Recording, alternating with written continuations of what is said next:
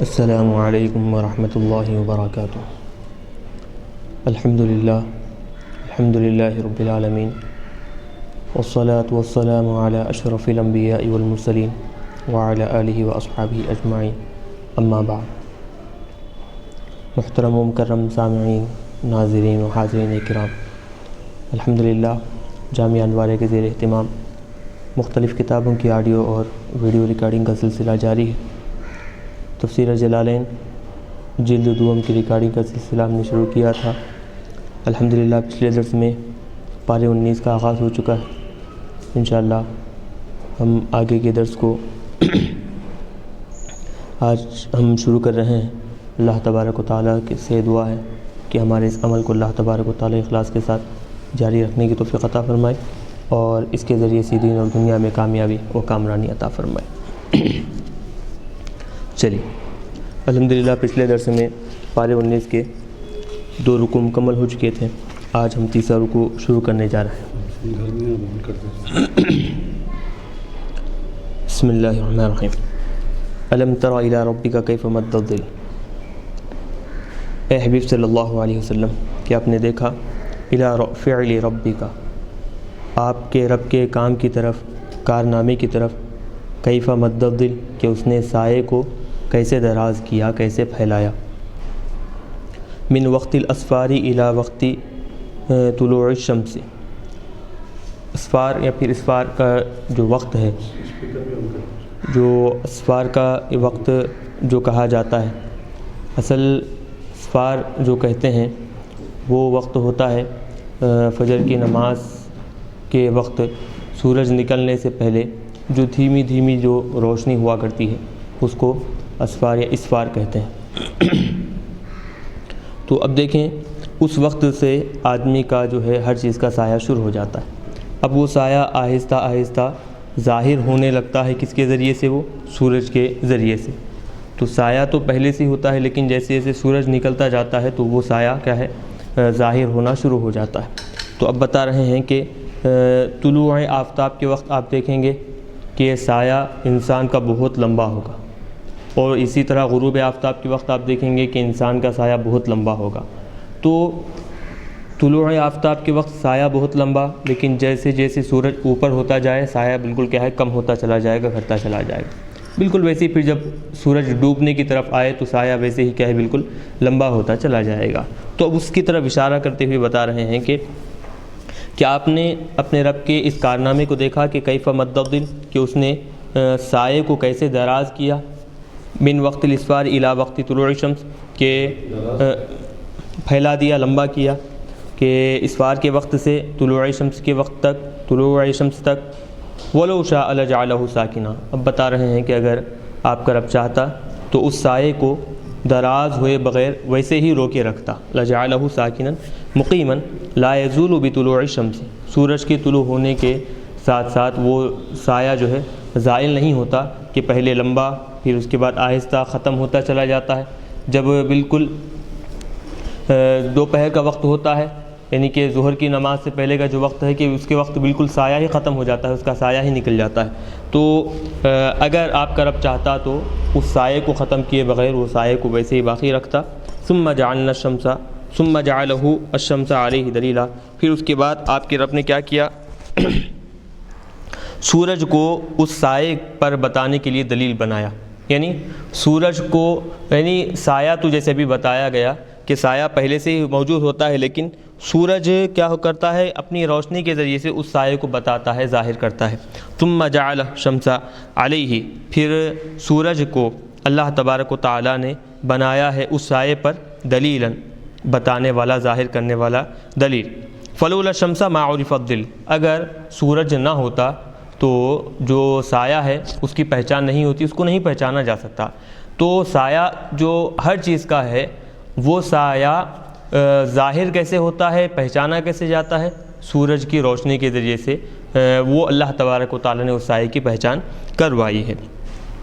اب پھر وہ جو سایہ طلوع آفتاب کے وقت بہت لمبا تھا، اس کو بتا رہے ہیں ثم قبضناہ الینا قبضا یسیرا، پھر ہم نے اس سائے کو، یعنی الظل الممدود، وہ جو پھیلا ہوا دراز سایہ ہے، اس کو ہم نے کیا کیا؟ اپنی طرف ہماری طرف ہم نے اس کو آہستہ آہستہ کہہ کر کیا ہے کھینچ لیا، قبض کر لیا، یعنی کم کر دیا۔ کیسے؟ جیسے وہی ابھی بتایا کہ سورج جیسے جیسے طلوع ہوتا جاتا ہے تو سایہ کیا ہے ختم ہوتا چلا جاتا ہے۔ خفیًا بطلوع الشمس، سورج طلوع ہونے کے ذریعے سے ہم نے کیا ہے اس کو آہستہ آہستہ ہم نے قبض کر لیا ہے۔ آگے بتا رہے ہیں وَهُوَ الَّذِي جَعَلَ لَكُمُ اللَّيْلَ لِبَاسًا، اور اللہ تبارک و تعالیٰ، چونکہ اللہ تبارک و تعالیٰ کا ایک کارنامہ ابھی اوپر بتایا گیا تو اسی تسلسل کو باقی رکھ رہے ہیں کہ اللہ تبارک و تعالیٰ کی کیا کیا نشانیاں ہیں، کیا کیا عظمتیں ہیں، ان کو بیان کر رہے ہیں۔ وَهُوَ الَّذِي جَعَلَ لَكُمُ اللَّيْلَ لِبَاسًا، اللہ وہی وہ ذات ہے کہ جس نے تمہارے لیے کیا بنایا ہے، رات کو لباس بنایا ہے۔ رات کو لباس بنایا ہے مطلب جیسے لباس کیا ہے انسان کے جسم کو چھپاتا ہے، ویسے ہی رات کیا ہے انسان کے کاموں کو جو رات میں کیے جاتے ہیں تو ان سارے کاموں کو کیا ہے چھپا دیتی ہے، بلکہ خود اندھیرا ہونے کی وجہ سے انسان کو ہی چھپا دیتی ہے۔ تو ساترن کل لباس، تو وہی وہ ذات ہے جس نے تمہارے لیے رات کو لباس بنایا، یہی مطلب ساترن کل لباس، جیسے لباس کی طرح چھپانے والی رات کو ہم نے بنائی۔ والنوم سباتا، آگے بتا رہے ہیں کہ اور نیند کو کیا بنایا، سبات بنایا۔ سبات یعنی آرام، سبات کہتے ہیں آرام کو۔ ثبت یثبت نصر ینصر سے معنی اس کے آتے ہیں سونا، آرام کرنا، استراحت فرمانا، یہ معنی آتے ہیں۔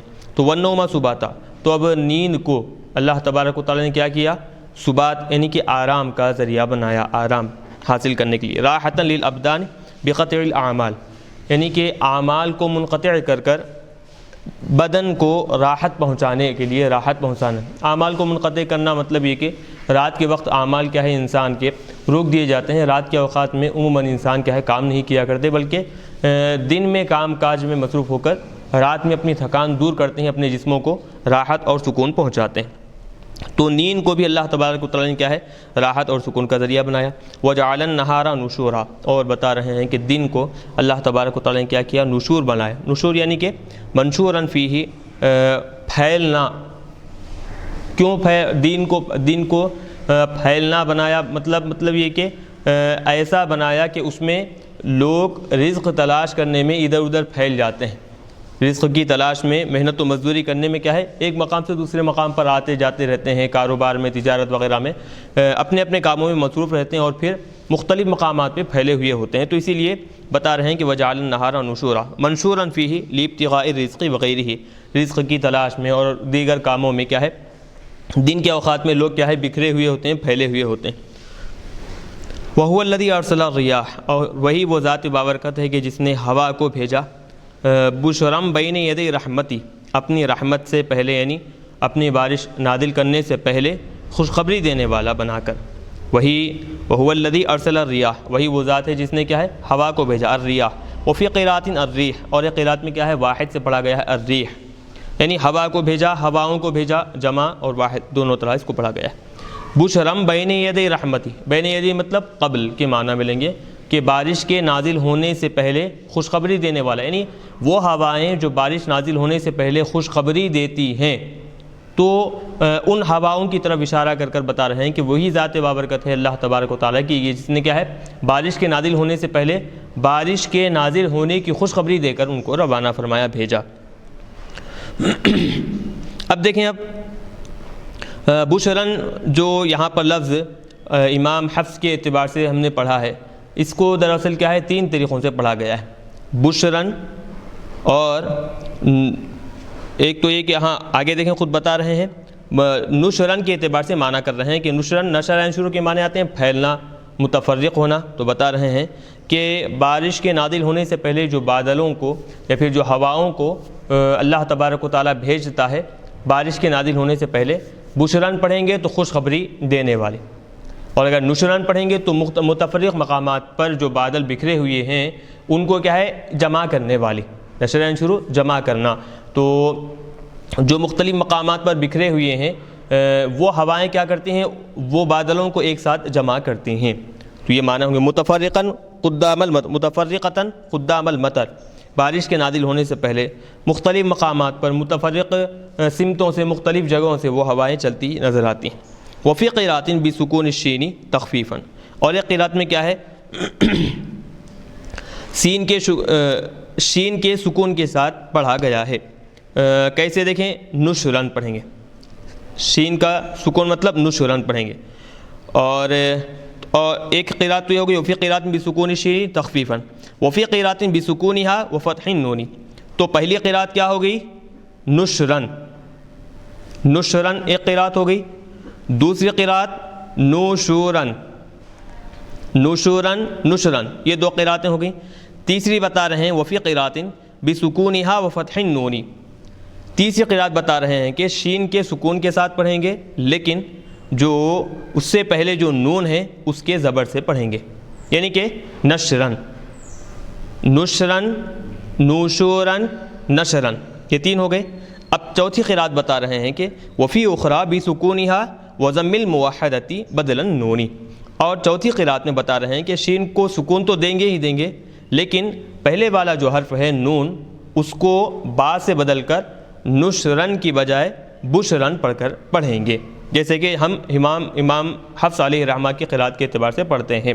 تو بہرحال چار طریقوں سے اس کو پڑھا گیا ہے، نشرن، نوشورن، نشرن اور بشرن. یہ چار طریقوں سے اس لفظ کو قرآن پاک میں پڑھا گیا ہے. ای مبشرات، بشرن اگر پڑھیں گے تو مبشرات، خوشخبری دینے والی ہوائیں، وہ ہوائیں خوشخبری دیتی ہیں کہ اب اللہ تبارک و تعالیٰ کی طرف سے بارش نازل ہونے والی ہیں. یہ ہو گئی. وہ مفرد الاولیٰ. اور اگر جو نوشورن جیسے پڑھا گیا ہے، نوشورن دونوں کے نون اور شین دونوں کے ضمے کے ساتھ پڑھا گیا ہے، تو اس کا مفرد کیا ہے، یعنی اس کا واحد کیا ہے؟ نشورن جمع ہے، نوشورن جو ہے جمع ہے، واحد اس کا کیا ہے؟ تو بتا رہے ہیں نشورن واحد ہے. وہ مفرد الاولیٰ، پہلے والی جو قرات ہے اس کا واحد نشورن، نشورن واحد ہے. جیسے کہ رسول واحد اس کی جمع رسول آتی ہے، تو ویسے ہی نشورن واحد اس کی جمع نشر ہے. یہ کوئی بات.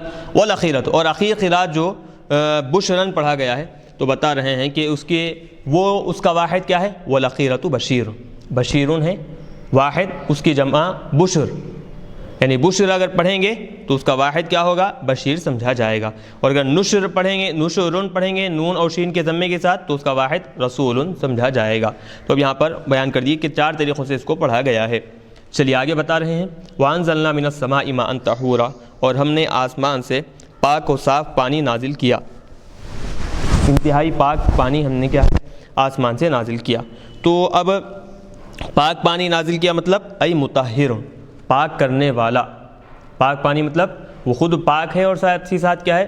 پاک کرنے والا، یعنی ہر قسم کی نجاست کو دور کرنے والا، انسان کے جسم کو یا پھر کسی بھی ناپاک چیز کو پاکی پہنچانے والا، پاک کرنے والا پانی ہم نے کیا ہے آسمان سے اتارا. کیوں؟ لِنُحْيِيَ بِهِ بَلْدَةً مَيْتًا، تاکہ ہم اس پانی کے ذریعے سے بلدتاً میتا، مردہ شہروں کو زندہ کریں. لِنُحْيِيَ بِهِ بَلْدَةً مَيْتًا، تاکہ ہم اس پانی کے ذریعے سے جو مردہ شہر ہیں، مردہ علاقے ہیں، اس کو ہم زندہ کریں. تو اب میتن میتن دو طرح اس کو پڑھا گیا ہے، بالتخفیف والتجدید. تو تخفیف کے ساتھ میتن، میتن تجدید کے ساتھ. یستوی فیہ المذکر والمؤنث، تو اب بتا رہے ہیں کہ لفظ میت جو ہے مذکر اور مؤنث دونوں کے لیے استعمال ہوتا ہے. مرد کے لیے بھی استعمال ہوتا ہے میت، اور مؤنث عورت کے لیے بھی استعمال ہوتا ہے. تو اسی لیے یہاں پر بلدتاً موصوف ہے، مؤنث ہے، اس کی صفت میں میتتن لانا تھا، لیکن میتتن کی بجائے کیا لائے ہیں؟ میتن لائے ہیں. تو اس کا جواب دے رہے ہیں یستوی فیہ المذکر والمؤنث، کہ اس میں مذکر اور مؤنث کیا ہے؟ دونوں برابر ہیں، دونوں کے لیے لفظ استعمال یکساں ہوتا ہے. ذکرہ باعتبار المکان، تو مکان کے اعتبار سے اس کو کیا ہے؟ مذکر لایا گیا ہے مؤنث کی بجائے. چلیے تو معنی کیا ہوئے؟ ہم نے آسمان سے پاک کرنے والے پانی کو اتارا ہے تاکہ ہم اس پانی کے ذریعے سے مردہ شہروں کو زندہ کریں، یعنی جو بنجر علاقے ہیں جہاں پر قحط سالی آ گئی ہے، تو وہ علاقے گویا یوں سمجھیں کہ وہ علاقے مر گئے ہیں. تو ایسے جو قحط شدہ جو علاقے ہیں جہاں پر بنجر زمین ہے، تو وہاں پر ہم نے کیا کیا ہے؟ پانی اس پر برسایا ہے. وَنُسْقِيَهُ مِمَّا خَلَقْنَا أَنْعَامًا وَأَنَاسِيَّ كَثِيرًا، اور ہم کیا کیے ہیں؟ اس پانی سے سیراب کیے. وَنُسْقِيَ، اور اسقا اسقی کے معنی سیراب کرنا، پلانا. اور ہم پلائیں گے اس پانی کو، یعنی بارش سے جو پانی اترا ہے اس کو ہم پلائیں گے. کس کو؟ مِمَّا خَلَقْنَا، جو مخلوقات ہم نے پیدا کیے ہیں، یعنی جن مخلوقات کو ہم نے پیدا کیا ہے. انعامن چوپائے ہیں، یعنی کہ اونٹ ہے، بقرن غنمن، گائے ہے، بکریاں وغیرہ ہے، تو ہم کیا کریں گے، وہ پانی جو بارش کی شکل میں ہم نے اتارا ہے وہ پانی سے ہم ان کی پیاس بجھائیں گے، ہم ان کو سیراب کریں گے، اور ان کو ہی نہیں بلکہ واناسی یا کثیرہ اور بہت سارے لوگوں کو بھی ہم کیا ہے پانی سے سیراب کریں گے، ہم یہ پانی پلائیں گے۔ اب یہ لفظ اناسیہ آیا ہے تو اس کی اصل کیا ہے، اس کی حقیقت کیا ہے بتا رہے ہیں۔ یہ اناسیہ جمع انسان، بتا رہے ہیں کہ یہ انسان کی جمع ہے۔ اب انسان کی جمع اناسیہ کیسے آتی ہے تو اس کی وضاحت کر رہے ہیں۔ واصلہ اناسین، انسان اس کی جمع کیا تھی، اصل میں اناسین تھی، تو اخیر میں جو نون ہے اس کو یا سے بدلا گیا، پھر دو یا ایک ساتھ جمع ہونے کی وجہ سے یا کا یا میں ادغام کر اناسینہ کی بجائے اناسیہ پڑھا گیا ہے۔ واصلہ اناسین فابدلت النون یاء، تو نون کو یا سے بدلا گیا، ادغمت فیہا الیا، پھر اس یا میں یا کا ادغام کر دیا گیا ہے۔ یہ ہو گئی بات۔ تو بعض لوگوں نے کیا کہا، اناسیہ انسان کا واحد ہے، یہ بعض لوگوں نے کہا، اور بعض لوگوں نے کہا ہے کہ ایسا نہیں ہے بلکہ انسی واحد ہے، اس کی جمع اناسیہ۔ پہلے قول کے مطابق انسان واحد، اس کی جمع اناسیہ، ابھی دوسرے قول کے مطابق انسی واحد ہے، اس کی جمع اناسیہ۔ تو بہرحال ہم نے بارش کے ذریعے سے پانی کو اتارا اور پھر اس پانی سے ہم نے چوپایوں کو، جانوروں کو اور بہت سارے انسانوں کو سیراب کیا، وہ پانی ہم نے پلایا۔ وَلَقَدْ صَرَّفْنَاهُ بَيْنَهُمْ لِيَذَّكَّرُوا، اور ہم وہ پانی کیا کرتے ہیں ان کے درمیان، یعنی مخلوقات کے درمیان ہم اس پانی کو کیا ہے پھیرتے ہیں، یعنی بادلوں کو بھیجتے ہیں، کسی مقام پر زیادہ پانی، کسی مقام پر کم پانی، اور کسی مقام پر موسلا دھار بارش، کسی مقام پر باریک بالکل بارش کے چھینٹے، اور کسی مقام پر کیا ہے بارش کو روک دینا۔ تو ہم بتا رہے ہیں کہ ہم اس کو یعنی اس بارش کے پانی کو ان کے درمیان پھیرتے رہتے ہیں، لیذکروا، تاکہ وہ لوگ نصیحت حاصل کریں ہمارے اس عمل سے، ہماری اس قدرت کو دیکھیں اور نصیحت حاصل کریں۔ اب یہ لیذکروا بتا رہے ہیں، اصلہ یتذکروا، یتذکروا تھا، تا کو زال سے بدل کر زال کا زال میں ادغام کیے، وادغمت التاء فی الذال، تا کو زال سے بدل کر زال کا زال میں کیا ہے ادغام کر دیے ہیں، تو کیا بن گیا، وہ لیذکروا بن گیا۔ اور ایک قرات میں بتا رہے ہیں کہ ذکر یذکروا سے لیذکروا پڑھا گیا ہے، اور فی قرات لیذکروا بسکون الذال وضم الکاف، زال کے سکون اور کاف کے ضمے کے ساتھ لیذکروا پڑھا گیا ہے۔ بہرحال لیذکروا تاکہ وہ لوگ نصیحت حاصل کریں، لیذکروا تاکہ وہ لوگ یاد کریں نعمت اللہ بہ، کہ اس پانی کے ذریعے سے اللہ تبارک و تعالیٰ کی کیا کیا نعمتیں ان پر آتی ہیں، کیا کیا نعمتیں اللہ تبارک و تعالیٰ نے اس پانی کے ذریعے سے ان کو عطا کی ہیں، وہ ساری نعمتیں یاد کریں، تو یہ معنی ہوں گے۔ تو بہرحال اب بتا رہے ہیں کہ اللہ تبارک و تعالیٰ کہ ہم نے پانی کو مختلف مقامات پر پھیر دیا، پھیلا دیا، جہاں چاہے ہم کیا ہے بہت زیادہ موسلا دھار بارش، کہیں طوفانی بارش، کہیں پر بالکل چھینٹے بوندا باندی، تو اس طرح ہم کیا ہے مختلف مقامات پر ایسے بارش کو ہم پھیلا دیے ہیں تاکہ لوگ کیا کریں، ہماری اس قدرت کو دیکھیں اور پھر ہمارے نعمتوں کا شکر بجا لائیں۔ لیکن معاملہ ہوا کیا، فَأَبَى أَكْثَرُ النَّاسِ إِلَّا كُفُورًا، بہت سارے لوگ ان نعمتوں کا انکار کیے۔ کیسے، اب بتا رہے ہیں فَأَبَى أَكْثَرُ النَّاسِ إِلَّا كُفُورًا، ابا یہاں پر دیکھیں نفی کے معنی میں لیں گے، الا اس سے استثناء سمجھا جائے گا، تو مطلب اکثر لوگ نہیں ہوئے مگر کس میں، کفوراً، ناشکری کرنے میں، یعنی اکثریت لوگوں کی کیا ہے اللہ کی نعمتیں حاصل کرتے ہوئے، اللہ کی دی ہوئی انعامات سے فیض حاصل کرتے ہوئے، اس کو استعمال کرتے ہوئے، لطف اندوز ہوتے ہوئے شکر بجا لانے کی بجائے کفوراً، وہ لوگ کیا ہے ناشکر بن گئے ہیں۔ ای جحودا للنعمتی، وہ کیا کیے ہیں، انعامات کا، نعمتوں کا انکار کیے ہیں۔ حیث قالوا، کیسے انعامات کا انکار کیے، انہوں نے کہا کہ مطرنا بنوع کذا، ہم فلاں کارتی کی وجہ سے ہم کیا ہے ہم پر بارش نازل ہوئی ہے۔ دور جاہلیت میں عرب کا طریقہ تھا کہ مشرق کے سمت میں جب بالکل سورج طلوع ہونے کے قریب ہے، یعنی رات ختم ہونے کے قریب ہے اور پھر سورج نکلنے کے بالکل قریب ہے، تو آسمان پر ایک ستارہ مغرب کے سمت میں کیا ہوتا، وہ ڈوب جاتا، اور پھر اچانک دوسرا ستارہ مشرق کے سمت میں کیا ہے نکل کر آتا، طلوع ہو جاتا تھا۔ تو جب یہ عمل ہوتا کہ ستارہ ایک سمت ڈوب جائے، فوری طور پر کیا ہے دوسری سمت نکل کر آئے، تو وہ لوگ یہ عمل کو کہ جب یہ عمل صادر ہوگا، ظاہر ہوگا، تو سمجھتے کہ ایسا ہوتے ہی اب بارش نازل ہوگی، اپنی طرف سے ایک عقیدہ بنا لیے وہ لوگ، اور اس کو ایک نام دے دیے کہ یہ کارتی ہے، فلاں کارتی کی وجہ سے بارش نازل ہوا ہے۔ تو اب بتا رہے ہیں کہ بارش تو ہم نے نازل کیا ان پر رحمت کے طور پر اور پھر ان کی زندگی کو خوشحال بنانے کے لیے، ان کی ضروریات کو پورا کرنے کے لیے، لیکن ہماری یہ جو نعمت ہے بارش کی شکل میں، وہ لوگ شکر بجا لانے کی بجائے اس نعمت کا کیا کیے؟ نافرمانی کیے، ناشکری کیے. اور پھر یہ قدرت، یہ بارش ہونا تو یہ چاہیے تھا کہ وہ لوگ کہتے کہ اللہ کی طرف سے، اللہ کے فضل سے ہم پر یہ نازل ہوئی ہے، لیکن وہ لوگ اللہ کی طرف منسوب کرنے کی بجائے کیا ہے، یہ ایک اپنی طرف سے جو خود ساختہ جو چیزیں تھیں ان کی طرف منسوب کی اور کہے کہ ان کی وجہ سے اب بارش نازل ہونے والی ہے. تو وہ فلاں کارتی کی وجہ سے، جیسے دور جاہلیت میں طریقے تھے، مختلف طریقے اس کو وہ لوگ اختیار کرتے تھے. تو اللہ تبارک و تعالیٰ بتا رہے ہیں کہ اس طرح کا عمل کر وہ لوگ کیا ہے، ہماری رحمتوں سے، ہماری نعمتوں سے فائدہ حاصل کرتے ہوئے ہماری ناشکری کی ہے اور انہوں نے نافرمانی کی ہے. وَلَوْ شِئْنَا، اب بتا رہے ہیں کہ اگر ہم چاہتے، لَبَعَثْنَا فِي كُلِّ قَرْيَةٍ نَذِيرًا، ہر گاؤں میں ایک ڈرانے والا ہم ضرور بھیجتے. اگر ہم چاہتے، ہماری مشیت اگر تقاضا کرتی تو ہم ضرور کیا ہے، ہر گاؤں میں ایک ڈرانے والا ضرور بھیجتے، جو کیا کرتا، یخوف اہلہا، اور وہ کیا کرتا کہ وہ اپنے جو گاؤں والے ہیں وہ گاؤں والوں کو ڈراتا اور پھر ان کو صحیح راستے پر لے آتا. اگر اللہ تبارک و تعالیٰ بتا رہے ہیں کہ اگر ہم چاہتے ہر گاؤں میں ایک ڈرانے والے، یعنی ایک نبی کو، ایک رسول کو بھیج دیتے. ولیکن بتا رہے ہیں کہ بعثناک الی اہل القری کلھا، لیکن اے حبیب صلی اللہ علیہ وسلم ہم نے ایسا نہیں کیا. ہر گاؤں کے لیے آپ کے زمانے میں ایک رسول، ایک نبی نہیں بھیجا، ایک ڈرانے والا نہیں بھیجا، بلکہ صرف آپ کو ہم نے سارے گاؤں والوں کی ہدایت کے لیے روانہ فرمایا ہے.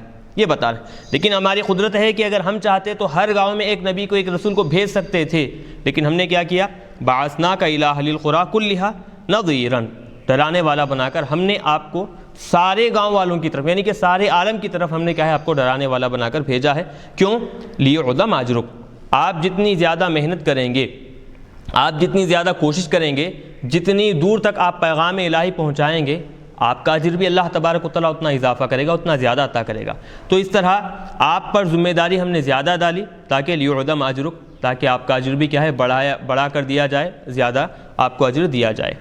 لہذا اب آگے بتا رہے ہیں فلا تطع الکافرین، اے حبیب صلی اللہ علیہ وسلم آپ کے مقام و مرتبے بہت بلند ہیں، آپ ان کافروں کی ہرگز اطاعت مت کیجیے. فلا تطع الکافرین فی ہواہم، ان کافروں کی خواہشات کے معاملات میں، کہ کافر جیسے کہتے جاتے ہیں آپ ان کی باتوں کو مت مانیے، ان کی پیروی مت کیجیے، بلکہ وجاہدہم بہ، اور پھر اس قرآن پاک کے ذریعے سے آپ ان سے جہاد کیجیے.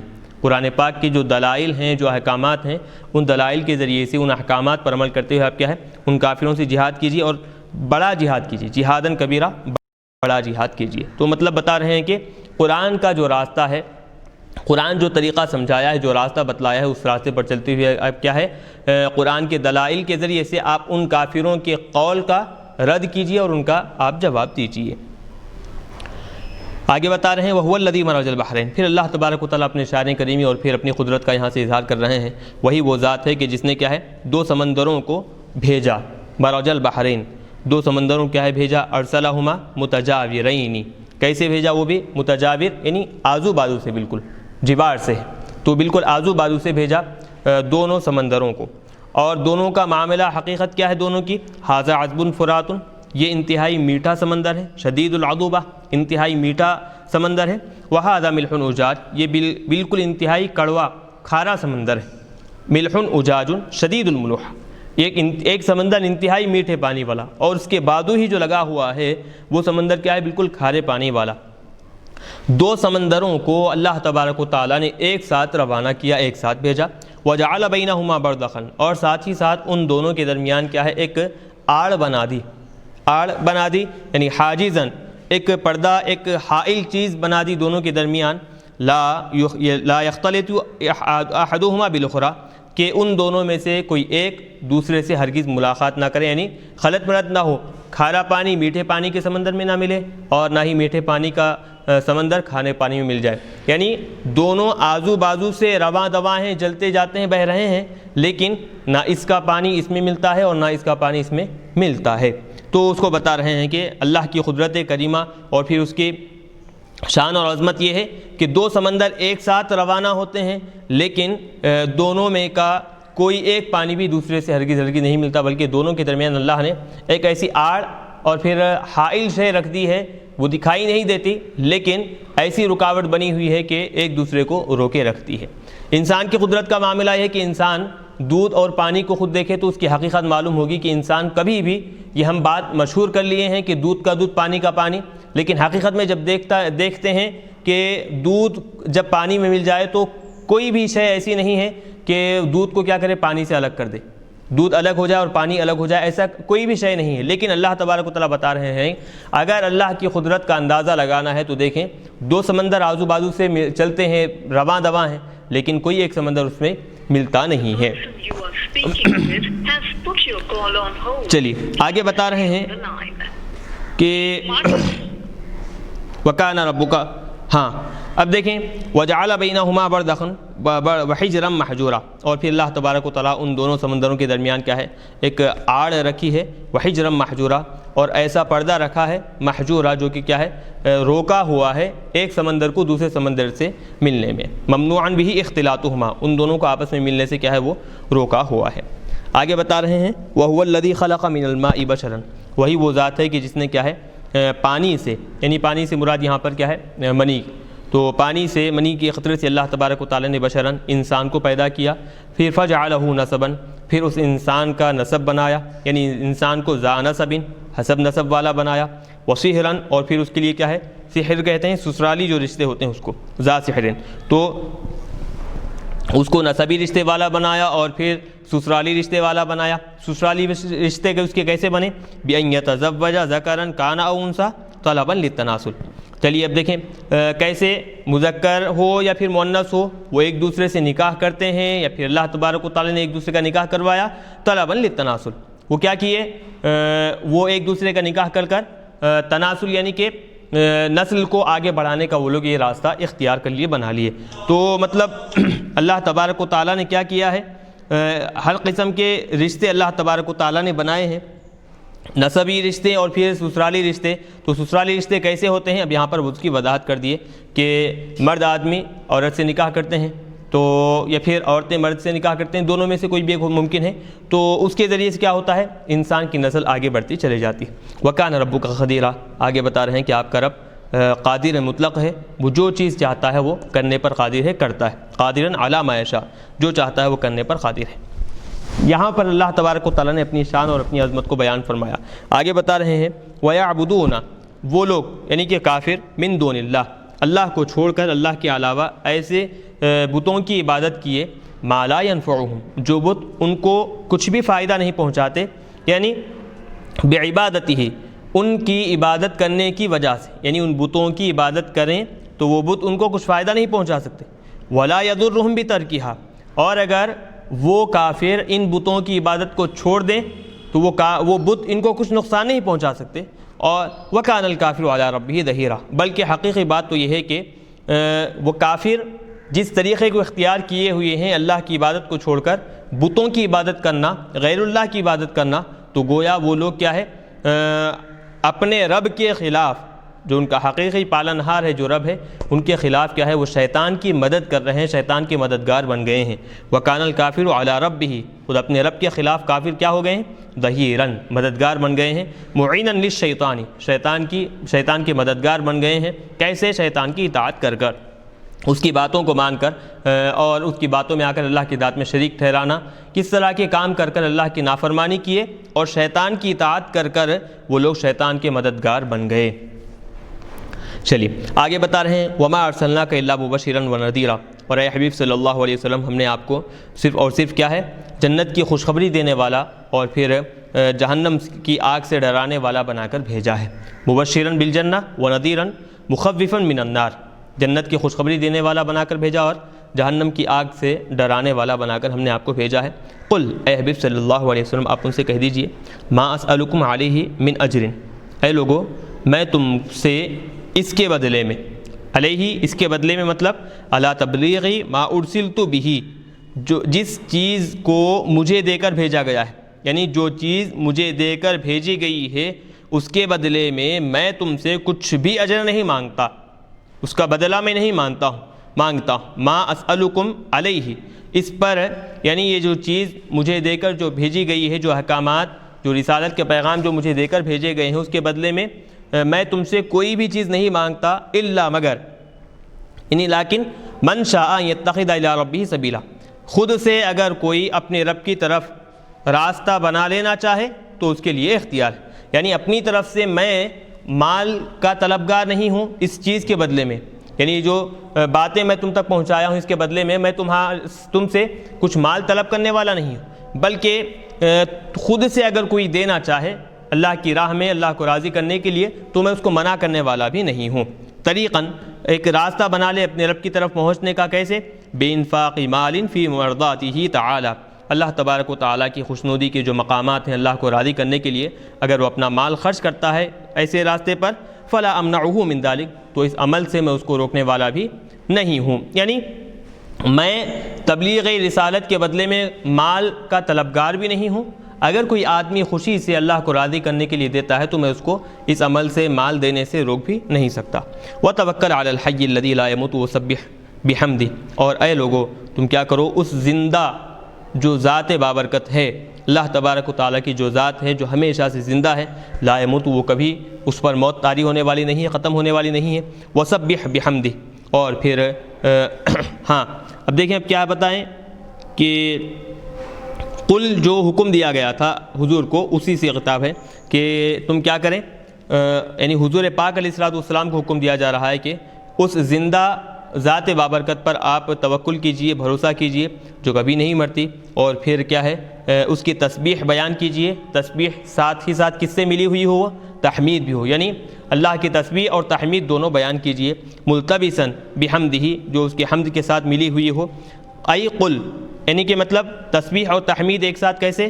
سبحان اللہ والحمد للہ آپ کہیے تو اس میں تسبیح بھی آ جائے گی اور پھر ساتھ ہی ساتھ کیا ہے اللہ کی تحمید بھی آ جائے گی۔ تو مطلب تو توکل علی الحی الذی لا یموت وسبح بحمدہ میں خطاب حضور سے ہے، لیکن بتا رہے ہیں کہ حکم حضور کے ساتھ ساتھ سارے امت مسلمہ کو اس میں دیا گیا ہے۔ چلیے، وکفیٰ بہ بذنوب عبادہ خبیرا، اور اللہ تبارک و تعالیٰ کافی ہے اپنے بندوں کے گناہوں سے باخبر ہونے کے اعتبار سے، یعنی اپنے بندوں کے جو گناہ ہیں، جتنے گناہ ہیں، جیسے گناہ ہیں، اللہ تبارک و تعالیٰ ان سارے گناہوں کی کیفیت سے اور پھر کمیت سے اللہ تبارک و تعالیٰ کیا ہے، واقف ہے۔ عالماً مطلب اللہ تبارک و تعالیٰ جاننے والا ہے۔ اب اس کی ترکیب بتا رہے ہیں کہ تعلق بہ بذنوبہ، اب یہ بہ کا یہ جو تعلق ہے بہ بتا رہے ہیں کہ خبیراً سے اس کا تعلق ہے، تو بذنوبہ کا تعلق بھی کس سے؟ خبیراً سے۔ تو اب مطلب کیا ہوگا؟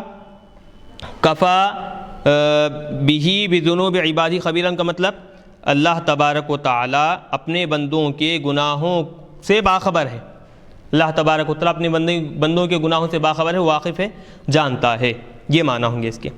الذی خلق السماوات والارض وما بینہما فی ستۃ ایام، اب اللہ تبارک و تعالیٰ ہے تو اب اس کی اللہ کی صفت بیان کر رہے ہیں، هو الذی، وہی وہ ذات بابرکت ہے، خلق السماوات والارض وما بینہما فی ستۃ ایام، کہ زمینوں اور آسمانوں کو اور ان کے درمیان جتنے مخلوقات ہیں ان ساری کی ساری مخلوقات کو فی ستۃ ایام 6 دنوں میں بنایا ہے، من ایام الدنیا 6 دنوں میں بنایا، مطلب تو جب زمین اور آسمان اور ان کے درمیان جتنی مخلوقات ہیں جب یہ چیزیں بنائی گئیں، ان کو پیدا کیا گیا تو دن تو وہاں پر موجود نہیں تھے، ایام تو نہیں تھے نا، تو پھر 6 دنوں میں بنایا، کیسے بتا رہے ہیں؟ تو بتا رہے ہیں من ایام الدنیا ای فی قدرہا، وہ جتنا وقت اللہ نے ان چیزوں کو بنانے میں لیا ہے، جتنا وقت اللہ تبارک و تعالیٰ کی ان چیزوں میں بنانے میں لگا ہے، تو دنیاوی دنوں کے اعتبار سے، آج کے اعتبار سے اگر دیکھا جائے تو کتنے دن لگتے ہیں؟ وہ کل 6 دن لگ جاتے ہیں، 6 دن کے برابر ہوتے ہیں۔ تو بتا رہے ہیں کہ اگرچہ جب تخلیق آسمان کی، زمین کی یا پھر مخلوقات کی ہوئی تو دن اور رات وغیرہ نہیں تھے، لیکن اب وہ وقت جو استعمال کیا گیا، جو لگا ہے زمین اور آسمانوں کو پیدا کرنے میں، آج کے وقت کے حساب سے اگر اندازہ لگائے تو کتنے دن ہوتے ہیں؟ وہ 6 دن ہوتے ہیں۔ تو لِأَنَّهُ لَمْ يَكُنْ ثَمَّ شَمْسٌ، کیونکہ اس وقت جب یہ زمین اور آسمان پیدا کیے گئے تو وہاں تو سورج ہی نہیں تھا، وَلَوْ شَاءَ لَخَلَقَهُنَّ فِي لَمْحَةٍ، اب اللہ تبارک و تعالیٰ اپنی قدرت کو بیان کر رہے ہیں کہ اگر اللہ تبارک و تعالیٰ چاہتا تو وہ سارے کے سارے زمینوں کو، آسمانوں کو اور پھر دیگر مخلوقات کو لمحے بھر میں پیدا فرماتا، فی لمحۃ، ایک ہی لمحے میں پیدا فرماتا، وَلَعَدُولَ عَنْهُ، لیکن اس طریقے کو اختیار کرنے کی بجائے اس کو چھوڑ کر دوسرے طریقے کو اختیار کیا گیا کہ زمین کو اتنی دنوں میں، آسمان کو اتنی دنوں میں، اور دیگر مخلوقات کو اتنی دنوں میں، اور پھر انسان کی رزق کو یہ دن پیدا کیا گیا. تو بہرحال لمحے بھر میں اگر کن کہتا تو فوری طور پر یہ ساری چیزیں وجود میں آ جاتی، لیکن اللہ نے اس طریقے کو چھوڑ کر کیا کیا ہے، 2 دن میں آسمان، پھر 2 دن میں زمین، پھر اس کے بعد رزق کا معاملہ، پھر اس کے بعد انسان کی پیدائش کا معاملہ، پھر دیگر مخلوقات کا معاملہ. تو الگ الگ دنوں میں آہستہ آہستہ یہ ساری چیزیں اللہ تبارک و تعالیٰ نے کیوں پیدا کی، تو بتا رہے ہیں کہ والعدول عنہ لتعلیم خلقہ التثبت. دراصل یہ جو کن کہتے ہی ساری چیزیں ہو جانا، جس کی ملکیت میں ہے، جس کی قدرت میں ہے، وہ ذات یہ چیزیں جو آہستہ آہستہ بنائی ہیں، تھوڑے وقت میں یہ چیزوں کو پیدا کیا ہے، تو وہ دراصل اپنی مخلوق کو یہ پیغام اور تعلیم دینا چاہتی ہے کہ کام جب کریں تو جلد بازی نہ ہو، بلکہ اطمینان کے ساتھ، آہستگی کے ساتھ کام کریں. کام بھی آہستہ مکمل ہوگا اور پورے اطمینان کے ساتھ پائے تکمیل کو پہنچ جائے گا. تو کام کرنے کا طریقہ یہ ہونا چاہیے کہ کام میں جلد بازی نہ ہو، بلکہ آسانی اور سہولت ہو. یہ تعلیم دینے کے لیے اللہ تبارک و تعالیٰ نے کیا کیا ہے، آسمان اور زمین اور اس کے علاوہ، ان دونوں کے علاوہ جتنی مخلوقات ہیں، ان سارے کے سارے مخلوقات کو ایک ساتھ نہیں پیدا کیا، بلکہ آہستہ آہستہ کچھ دیر میں وہ، پھر اس کے بعد کچھ دنوں میں وہ، کچھ دنوں میں وہ، اللہ تبارک و تعالیٰ نے مختلف مخلوقات کو مختلف لمحات میں، مختلف اوقات میں کیا ہے، پیدا فرمایا ہے. تو دراصل اس میں کیا ہے، بندوں کو تعلیم دینا اصل مقصد ہے. آگے بتا رہے ہیں ثم استوى علی العرش، پھر اللہ تبارک و تعالیٰ کیا ہے، عرش پر استوا فرمائے. ہوا فی اللغتی، اب عرش اصل لغوی اعتبار سے کہتے کسے ہیں بتا رہے ہیں.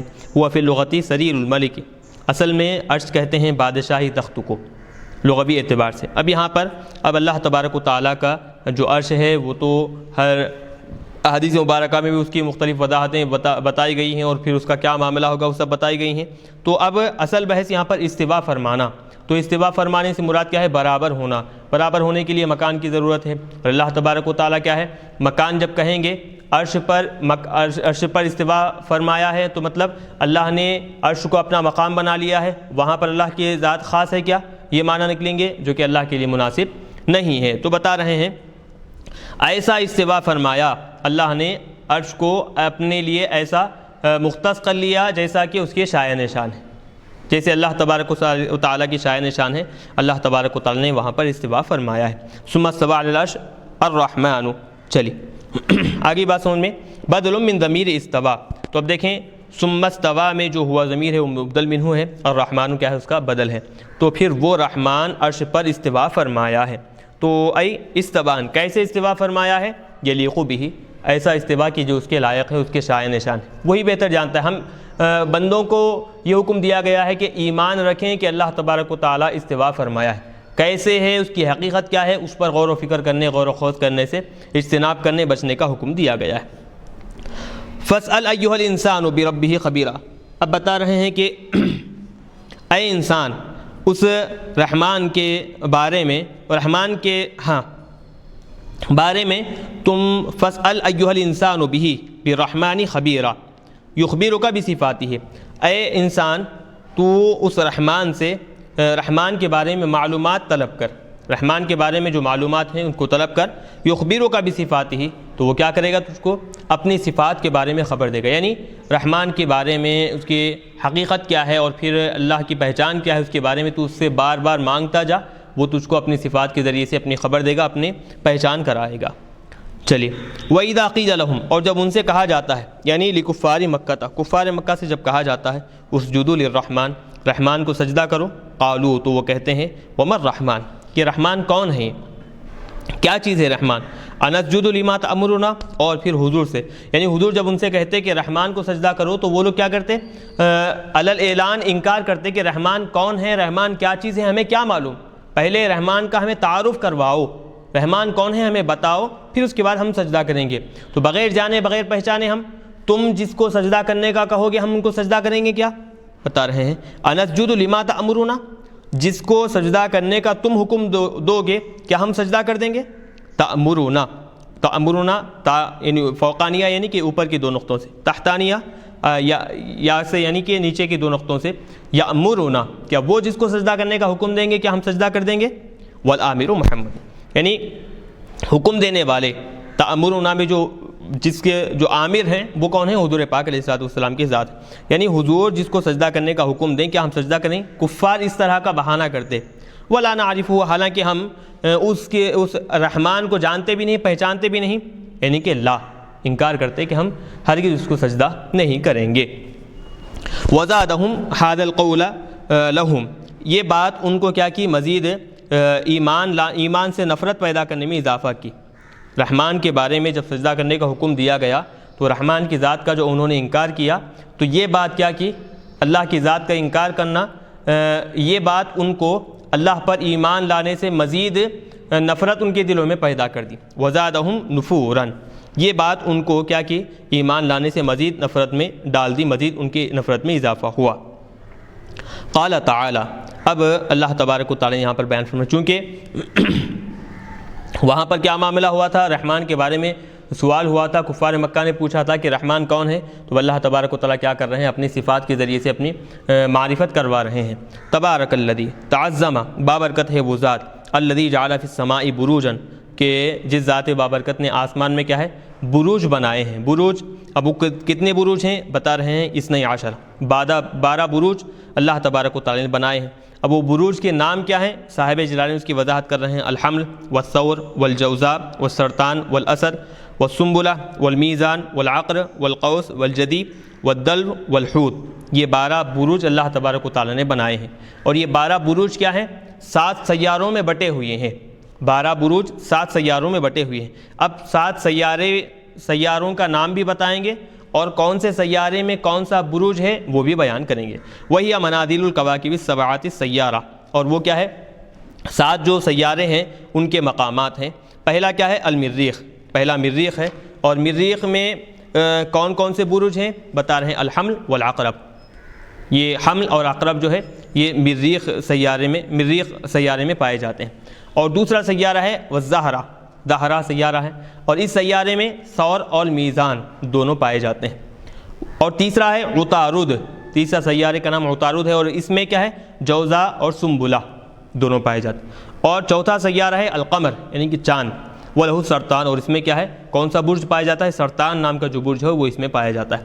والشمس وَلَهُ الاسد، اور شمس یعنی کہ سورج 5واں سیارہ ہے، اور اس میں اسد نام کا جو برج ہے وہ اس میں پایا جاتا ہے۔ والمشتری وَلَهُ القوس والحوت، اور مشتری نام کا جو سیارہ ہے اس میں قوس اور حوت نام کے بروج اس میں پائے جاتے ہیں۔ وزحل، اور زحل اس میں کیا ہے؟ الجدی والدل، یہ دو بروج اس 7واں جو سیارہ جو زحل ہے اس میں پائے جاتے ہیں۔ تو 7 سیاروں میں اللہ تبارک و تعالیٰ نے 12 بروج کیا ہے؟ تقسیم کر دیے ہیں، بانٹ دیے ہیں۔ تو وہ ذات بابرکت ہے کہ جس نے آسمانوں میں ایسی تخلیقات رکھی ہیں کہ انسان بڑی محنت و مشقت کرنے کے بعد ان آسمانوں کے اندر جو نعمتیں، جو عجائبات اللہ نے رکھی ہیں، ایک ایک کر کھل کر سامنے آتی چلی جاتی ہیں۔ وَجَعَلَ فِيهَا سِرَاجًا، اور پھر اللہ تبارک و تعالیٰ نے اس میں، یعنی ان آسمانوں میں اللہ تبارک و تعالیٰ نے کیا بنایا ہے؟ سراجن، سراج یعنی چراغ، مطلب ہوا شمس، سورج اللہ تبارک و تعالیٰ نے بنایا ہے۔ وَقَمَرًا مُنِيرًا، اور پھر روشن کرنے والا چاند اللہ تبارک و تعالیٰ نے ان آسمانوں میں رکھا ہے۔ وفی قراءۃ سرجن، سراجن کی بجائے اور قراءت میں سراج جمع کے ساتھ سرجن پڑھا گیا ہے۔ وفی قراءۃ سرجن بالجمع ای نیرات، مطلب روشن، اللہ تبارک روشن کرنے والے، یعنی سورج اور چاند دونوں کو بھی کیا ہے؟ نیران کہتے ہیں، یعنی دونوں بھی روشن کرنے والے ہیں، تو اسی لیے ان کو نیرات یا پھر نیرات کہا جاتا ہے۔ وخص القمر منہا، اب یہ وقمرا منیرا، تو روشن کرنے والا، روشنی دینے والا چاند کیوں کہا گیا؟ تو بتا رہے ہیں سورج کے مقابلے میں چاند کی روشنی کو ایک طرح سے فضیلت حاصل ہے۔ سورج سے بھی روشنی حاصل ہوتی ہے، چاند سے بھی روشنی حاصل ہوتی ہے، لیکن فضیلت کیسے حاصل ہے کہ سورج روشنی دینے کے ساتھ ساتھ انسان کو گرمی بھی پہنچاتا ہے۔ چاند کے اندر روشنی تو ہوتی ہے ضرور، لیکن گرمی نہیں ہوتی۔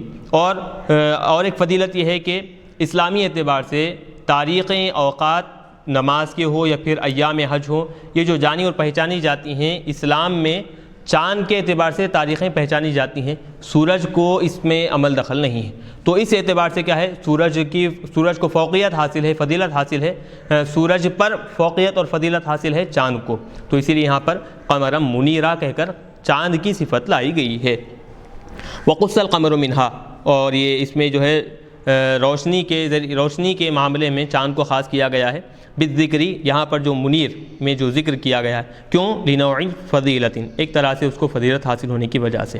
چلیے بہرحال الغرض اللہ تبارک و تعالیٰ اس آیت میں کیا ہے، اپنی قدرت کا بیان کر رہے ہیں، قدرت کا اظہار کر رہے ہیں کہ اللہ نے کیسے کیسے عجائبات، کیسی کیسی چیزیں اللہ تبارک و تعالیٰ نے دنیا میں پیدا کی ہیں۔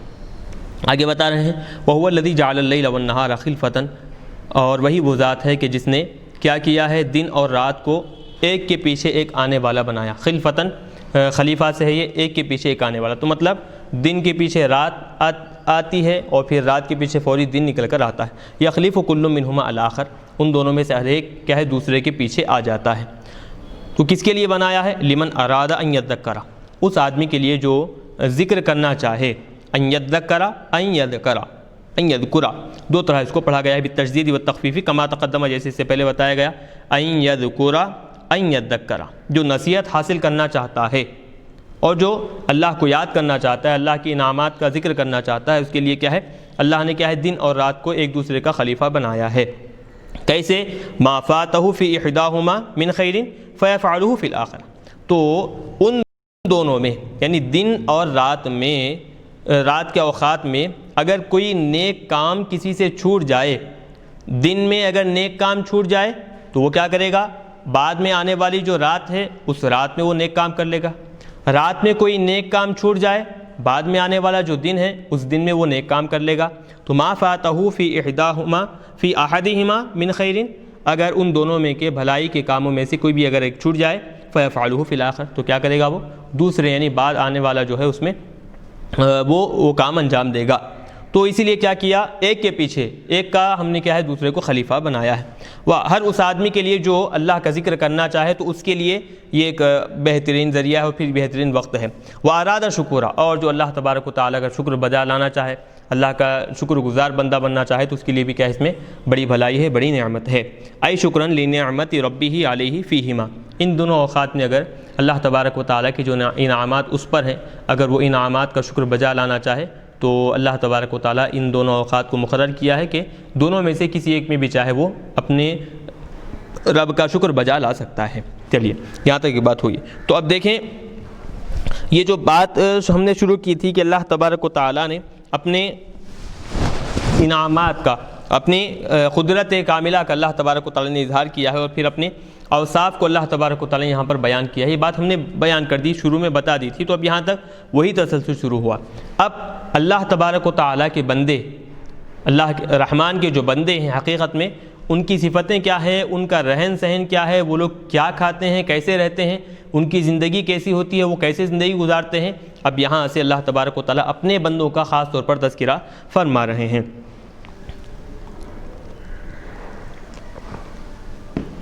چلیے بسم اللہ۔ وعباد الرحمن، اور رحمان کے بندے، تو اب یہ ترکیب بتا رہے ہیں یہاں تک لا کر کہ عباد الرحمن یہ مضاف مضاف الیہ مل کر مبتدا ہے، وما بعدہ صفات لہ، اور اس کے بعد جو بھی جملے آئیں گے وہ کیا بن جائیں گے، وہ عباد الرحمن کی صفت بنتے چلے جائیں گے۔ کہاں تک یہ اولئک یجزون الغرفۃ بما صبروا، یعنی کہ یہ جو نسخہ ہمارے سامنے رکھا ہوا ہے اس نسخے کے اعتبار سے نیچے سے دوسری لائن میں جو اولئک یجزون الغرفۃ ہے تو وہاں تک عباد الرحمن سے لے کر وہاں تک جتنے بھی جملے آئیں گے وہ سارے کے سارے جملے کیا ہے، ترکیبی اعتبار سے عباد الرحمن موصوف کی صفت بنتے چلے جائیں گے۔ الا اولئک یجزون غیر المعترض فیہا، یعنی کہ ان کے درمیان جو جملے معترضہ آئیں گے وہ ان کو چھوڑ کر، درمیان میں جو ایک دو جملے معترضہ آئیں گے تو ان کو چھوڑ کر کیا ہے باقی کے سارے جملے کیا ہے عباد الرحمن موصوف کی صفت بنتے چلے جائیں گے۔ چلیے پہلی صفت ذکر کر رہے ہیں، الذین، رحمان کے بندے کون ہیں، الذین یمشون علی الارض ہونا، یہ وہی رحمان کے بندے ہیں کہ جو زمین پر کیا ہے اطمینان، سکون کے ساتھ، تواضع، عجز و انکساری کے ساتھ وہ لوگ چلتے ہیں۔ وَإِذَا خَاطَبَهُمُ الْجَاهِلُونَ، اور جب نادان، ناواقف، جاہل لوگ ان سے بات کرتے ہیں، ایسی گفتگو کرتے ہیں، بما یکرہونہ، جس طرح کی گفتگو وہ رحمان کے بندے ناپسند کرتے ہوں، تو یعنی جاہل جہالت کی گفتگو جب کرتے ہیں تو وہ رحمان کے بندے ان کے ساتھ جاہل نہیں بنتے بلکہ کہتے ہیں قالوا سلاما، وہ کہتے ہیں کہ بس سلامتی ہو تم پر، یہ ایک مطلب ہوا۔ یعنی جب جاہل جہالت سے ان کے ساتھ پیش آتا ہے تو یہ بھی جہالت کا بدلہ جہالت سے لیے بغیر سلام کہہ کر یعنی تم پر سلامتی ہو دعا دے کر وہاں سے نکل جاتے ہیں، یہ ایک بات ہوگی۔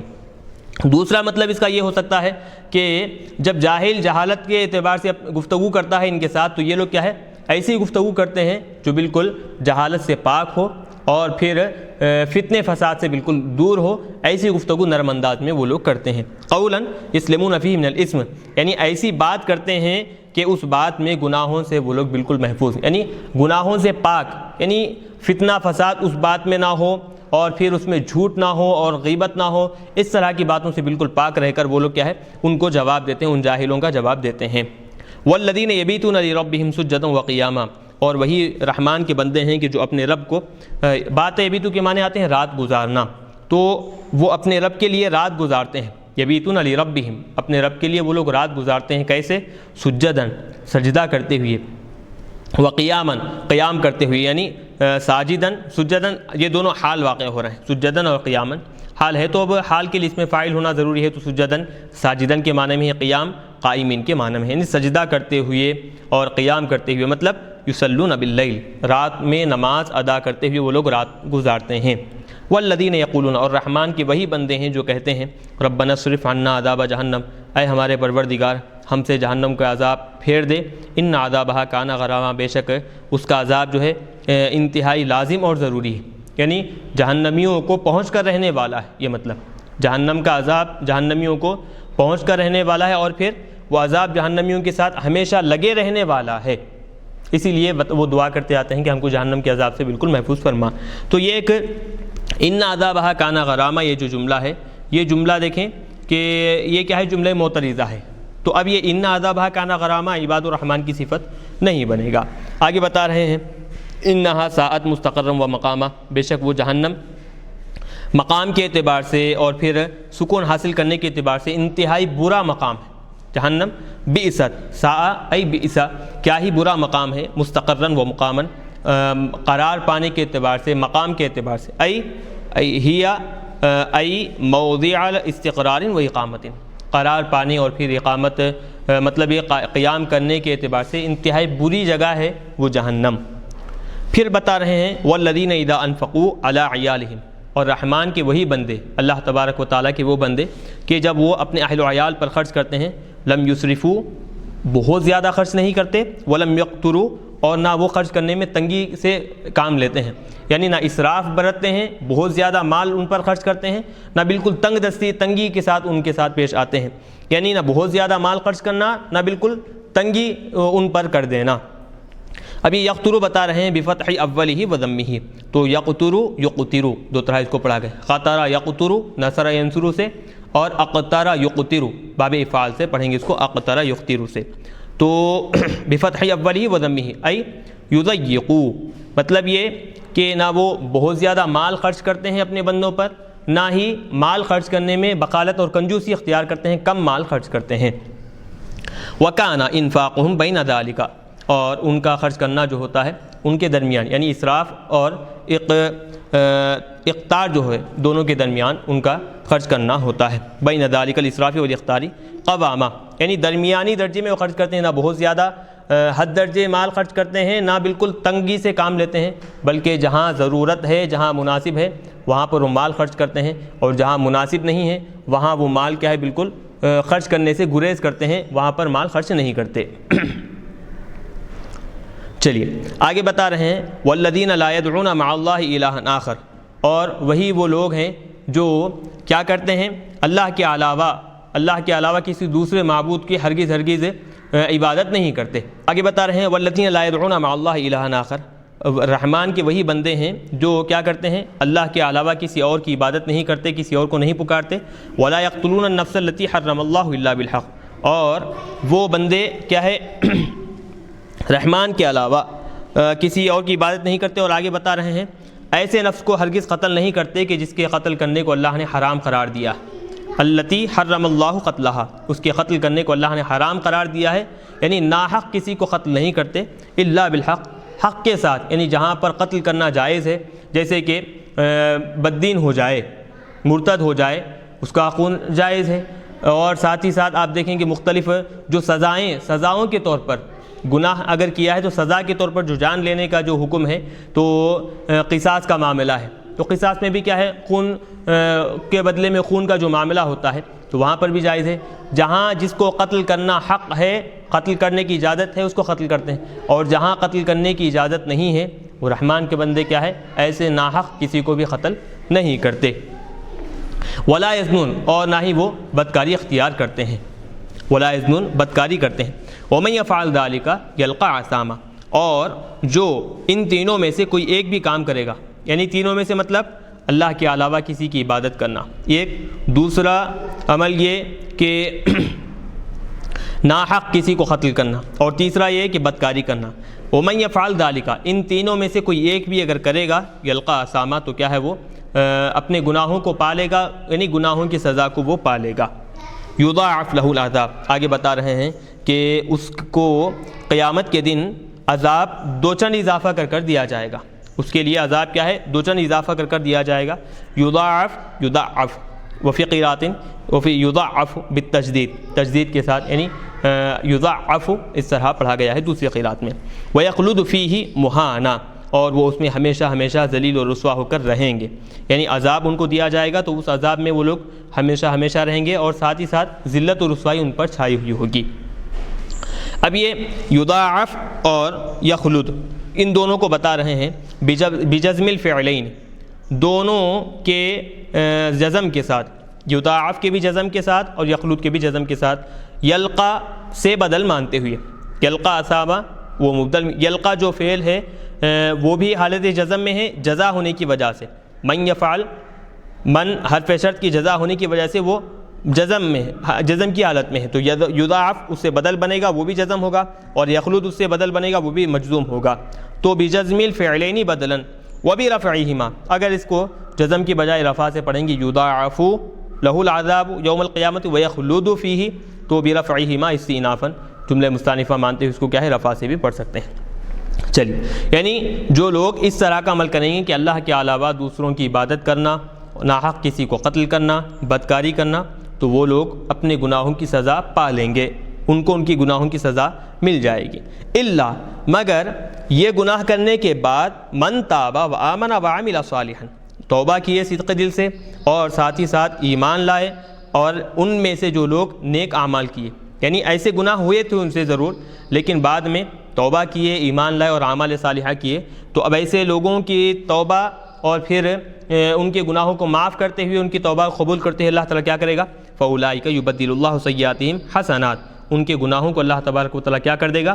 نیکیوں میں تبدیل کرے گا آخرت میں، یعنی جتنے گناہ ہوں گے ان سارے گناہوں کو نیکیوں میں تبدیل کرے گا۔ تو گویا یوں سمجھیں کہ اس کے نام اعمال میں صرف نیکیاں ہی نیکیاں رہیں گی، گناہ اس کے نام اعمال میں نہیں رہیں گے۔ کب؟ جبکہ صدق دل سے توبہ کرے اور پھر اللہ پر ایمان لائے اور اعمال صالحہ کرے، تو اس کے لیے یہ بدلہ اللہ تبارک و تعالیٰ نے مقرر کیا ہے۔ وَكَانَ اللَّهُ غَفُورًا رَحِيمًا، اور اللہ تبارک و تعالیٰ بخشنے والا اور رحم کرنے والا ہے، مطلب لم یزل متصفاً بذلک، ہمیشہ سے اللہ تبارک و تعالیٰ اس صفت سے متصف، یعنی ہمیشہ اللہ کی ذات غفور الرحیم ہے، ہمیشہ سے ہے اور ہمیشہ تک اللہ تبارک ابد تک اللہ کی ذات ایسی ہی رہے گی، ان اوصاف سے متصف رہے گی۔ وَمَن تَابَ مِن ذُنُوبِهِ غَيْرَ مَن ذُكِرَ، اب جو لوگ ابھی جن کا پیچھے تذکرہ کیا گیا اس کے علاوہ بھی جو لوگ ہیں ان سے بھی گناہ سرزد ہوئے ہیں، وہ لوگ بھی کیا کیے ہیں؟ گناہوں سے توبہ کیے، وَعَمِلَ صَالِحًا، اور نیک اعمال کیے، اعمال صالحہ کیے، فَإِنَّهُ يَتُوبُ إِلَى اللَّهِ مَتَابًا، تو بے شک وہ لوگ کیا ہے جب اللہ تبارک و تعالیٰ کی طرف لوٹیں گے تو اللہ تبارک و تعالیٰ سے کیا ہے ان کو بہترین بدلہ عطا کیا جائے گا۔ فَإِنَّهُ يَتُوبُ إِلَى اللَّهِ مَتَابًا، مطلب أَن يَرْجِعُ إِلَيْهِ رُجُوعًا، یعنی اللہ کی طرف وہ لوگ پوری طور پر، تابع یتوب کے معنی آتے ہیں لوٹنا پلٹنا، تو اللہ کی طرف وہ لوگ پورے طریقے سے لوٹ جاتے ہیں، پورے انداز میں پلٹ جاتے ہیں، تو فَيُجَازِيهِ خَيْرًا، اللہ تبارک و تعالیٰ کیا کرتا ہے ان کو بھلائی کے ساتھ اچھا بدلہ ان کو عطا فرماتا ہے۔ یعنی ایسی توبہ کرتے ہیں کہ پھر گناہوں کی طرف مائل نہیں ہوتے، اللہ تبارک و تعالیٰ ان کی بھی توبہ قبول فرماتا ہے اور پھر ان کو بھی اچھا بدلہ عطا فرماتا ہے۔ اب پھر وہی تسلسل جو عباد الرحمن جو موصوف تھا اس کی صفت اب وہی، والذین لا یشہدون الزور، رحمان کے وہ بندے ہیں کہ جو جھوٹی گواہی نہیں دیتے، لا یشہدون الزور، جھوٹی گواہی نہیں دیتے، ای الکذب والباطل، جھوٹی اور باطل گواہی نہیں دیتے، وَإِذَا مَرُّوا بِاللَّغْوِ، جب وہ بیکار کام کے پاس سے یا پھر بیکار بات کے پاس سے یا پھر ایسے مقام پر سے گزرتے ہیں کہ جہاں پر بیکاری کا کام ہو رہا ہے یا پھر بیکار گفتگو ہو رہی ہے، تو وہاں سے وہ لوگ جب گزرتے ہیں مرو کراما، تو اس کام سے اس عمل سے وہ منہ موڑتے ہوئے گزر جاتے ہیں، اپنے وقار کو برقرار رکھتے ہوئے وہاں سے گزر جاتے ہیں۔ وَإِذَا بَرُّوا بِاللَّغْوِ مِنَ الْكَلَامِ الْقَبِيحِ وَغَيْرِهِ، برے باتیں، برے کام، یعنی کہ حرام جوئے وغیرہ کے کام میں لوگ بیٹھے ہوئے ہیں، یا پھر گانے بجانے کے کام جہاں پر مصروف ہیں، لوگ وہاں پر مصروف ہیں، جب وہاں سے ان بندوں کا گزر ہوتا ہے تو وہ لوگ کیا ہے، بالکل ان کاموں سے منہ موڑتے ہوئے، اپنے وقار کو برقرار رکھتے ہوئے کیا ہے، ان کاموں سے بالکل منہ موڑ کر وہاں سے گزرتے ہوئے نظر آتے ہیں۔ والذین اذا ذکروا بآیات ربہم، اور وہی وہ لوگ ہیں کہ جب ان کو اپنے رب کی نشانیوں کے ذریعے سے، اپنے رب کی آیتوں کے ذریعے سے ان کو نصیحت کی جاتی ہے، ان کو رب کی نشانیاں یعنی قرآن پاک پڑھ کر سنایا جاتا ہے، لم یخروا علیہا صما وعمیانا، تو ان نشانیوں پر وہ لوگ اندھے بہرے ہو کر گر نہیں جاتے، ان نشانیوں کے سامنے اندھے بہرے ہو کر گر نہیں جاتے، بلکہ بل خروا سامعین ناظرین منتفعین، وہ کیا ہوتے ہیں، ان نشانیوں کے سامنے جھک جاتے ہیں، ان نشانیوں کو سنتے ہوئے، ان نشانیوں کو اپنی آنکھوں سے دیکھتے ہوئے، اور ان نشانیوں کے ذریعے سے، ان آیتوں کے ذریعے سے فائدہ حاصل کرتے ہوئے وہ لوگ ان نشانیوں کے سامنے جھک جاتے ہیں، بغیر سوچے سمجھے، بغیر فائدہ حاصل کیے کہ وہ ویسے ہی اپنے آپ کو گرا نہیں دیتے ان آیتوں کے سامنے۔ والذین، اور رحمان کے وہی بندے ہیں کہ یقولون، وہ کہتے جاتے ہیں، ربنا ھب لنا من ازواجنا وذریاتنا قرۃ اعین، جو کہتے جاتے ہیں کہ اے ہمارے پروردگار تو ہم کو ہماری بیویوں کی طرف سے، وذریاتنا بالجمع والافراد، جمع اور واحد دونوں سے اس کو پڑھا گیا ہے، وذریاتنا ہماری اولاد سے، ہماری بیویوں سے تو ہماری آنکھوں کو ٹھنڈک پہنچا، قرۃ اعین، ہماری آنکھوں کی ٹھنڈک پہنچا، کیسے، بان نراہم مطیعین لک، اس طور پر کہ ہم ان کو، ہماری بیویوں کو، ہمارے اولاد کو ہم تیری اطاعت و فرما بردار کرتا ہوا دیکھیں، تو ہماری اولاد کو، ہمارے ازواج کو تو ایسا بنا دے، ایسی ان کو توفیق عطا فرما، وجعلنا للمتقین اماما، اور پھر ہم کو تو متقیوں کا امام، پیروکار بنا دے، مطلب ہمیں ایسا اعلیٰ مقام عطا فرما کہ متقی بھی ہمارے اس عمل میں، اس مقام پر چلنے کے لیے، اس عمل میں، اس راستے پر چلنے کے لیے ہمیں مقتدا بنائیں، ہمیں اپنا امام بنائیں، یعنی جو پاک باز لوگ ہیں، وہ پاک باز لوگ، متقی پرہیزگار لوگ ہمیں کیا کریں، اپنا پیشوا بنائیں، تو ہمیں ایسا متقی اور پرہیزگار اور متقیوں کا پیشوا تو ہمیں بنا، فی الخیر اولئک یجزون۔ اب یہاں تک دیکھیں وعباد الرحمن، اس کے بعد سے لے کر جتنی بھی آیتیں تھیں، 2-3 آیتوں کو چھوڑ کر وہ ساری کی ساری آیتیں کیا ہیں، عباد الرحمن کی صفت تھی، عباد الرحمن موصوف، باقی کی ساری آیتیں کیا ہیں، صفت تھیں۔ اب بتا رہے ہیں یہ اولئک یجزون الغرفۃ، یہ کیا ہے، خبر بن رہی ہیں، یعنی عباد الرحمن موصوف، باقی کی آیتیں صفت، موصوف صفت مل کر مبتدا، اب یہ اولئک یجزون یہ کیا ہے، اس کی خبر بن رہے ہیں۔ اولئک یجزون الغرفۃ بما صبروا، وہی وہ لوگ ہیں کہ ان کو غرفہ، ای الدرجۃ فی الجنت، جنت میں ایک بلند درجہ ان کو عطا کیا جائے گا، بما صبروا علی طاعت اللہ، کس وجہ سے، اس وجہ سے کہ وہ لوگ جو اللہ کی اطاعت و فرما برداری کرتے ہوئے، جو اطاعت کرنے میں جو پریشانیاں آئی ہیں، جو مشکلات کا سامنا کرنا پڑا ہے ان کو، تو وہ سارے مشکلات پر، وہ ساری پریشانیوں پر وہ جو صبر کیے ہیں، ان کے صبر کرنے کی وجہ سے اللہ ان کو جنت میں اعلیٰ درجے کا مقام اور جگہ عطا فرمائے گا۔ وَيُلَقَّوْنَ فِيهَا تَحِيَّةٌ وَسَلَامًا، اور اس مقام پر، جنت کے اس درجے میں کیا ہے، ان پر تحیۃً وسلامہ، مطلب سلام اور پھر تحفے وہ وہاں پر ان کو عطا کیے جائیں گے۔ یلقون 2 طرح اس کو پڑھا گیا ہے، مع فتح الیاء، ہاں ایک دیکھیں یلقون پڑھیں گے، تجدید سے پڑھیں گے تو یلقون، والتخفیف مع فتح الیاء یلقون پڑھیں گے، تخفیف سے پڑھیں گے تو یا کے زبر کے ساتھ، اور تجدید سے پڑھیں گے تو یا کے پیش کے ساتھ، یلقون یلقون، معنی دونوں کی ایک ہی ہے کہ ان کو عطا کیا جائے گا اس میں، یعنی فی الغرفۃ، ان کمروں میں، وہ جو بلند مقامات ہیں جنت کے، ان مقامات میں ان کو عطا کیے جائیں گے، تحیۃً وسلامًا، ہر طرف سے کیا ہے، بلکہ من الملائکۃ، فرشتوں کی طرف سے ان کو کیا ہے، سلامتی دی جائے گی، فرشتے ان پر سلامتی اتارتے رہیں گے، خالدین فیہا، وہ اس جنت میں، جنت کے اس مقام میں ہمیشہ ہمیشہ رہیں گے، حسنت مستقرم و مقامہ، وہ مقام ان کے لیے کیا ہے، اچھا مقام ہے، ایک تو سکون حاصل کرنے کا، اور پھر ہمیشہ ہمیشہ رہنے کا مقام ان کے لیے کیا ہی اچھا ہے، موضع اقامۃ لہم، ان کے لیے وہاں پر رہنے کی، قیام کرنے کی جگہ کیا ہی اچھی ہے جنت، اہل جنت کے لیے۔ چلیے وَأُولَٰئِکَ وَمَا بَعْدَهُ خَبَرُ عِبَادُ الرحمن، اب یہ اولئک یجزون الغرفۃ بما صبروا ویلقون فیہا تحیۃ وسلاما، اور پھر خالدین فیہا حسنت مستقرا ومقاما، یہاں تک اولئک کے بعد سے لے کر یہاں تک یہ پورا کیا ہے؟ عباد الرحمن مبتدا کی یہ خبر ہے۔ اولئک وما بعدہ خبر عباد الرحمن المبتدا، جو کہ کیا ہے؟ عباد الرحمن جو کہ مبتدا ہے، اولئک یجزون سے یہاں تک وہ پورا جملہ کیا بن رہا ہے؟ عباد الرحمن مبتدا کی یہ خبر بن رہا ہے۔ تو بہرحال پورا جملہ مل کر یہاں پر جملہ ختم ہو جائے گا۔ آگے بتا رہے ہیں قل، اے حبیب صلی اللہ علیہ وسلم آپ ان کفار مکہ سے کہہ دیجئے، یا محمد لأہل مکہ، اہل مکہ سے کہہ دیجئے، ما یعبأ بکم ربی لولا دعاؤکم، اللہ تبارک و تعالی یعنی میرا پروردگار تمہاری کچھ بھی پرواہ نہیں کرتا۔ ایک طرح سا یکتریس معنی آتے ہیں پرواہ کرنا، لا یبالی یہ معنی میں ہے، تو میرا پروردگار تمہاری کچھ بھی پرواہ نہیں کرتا۔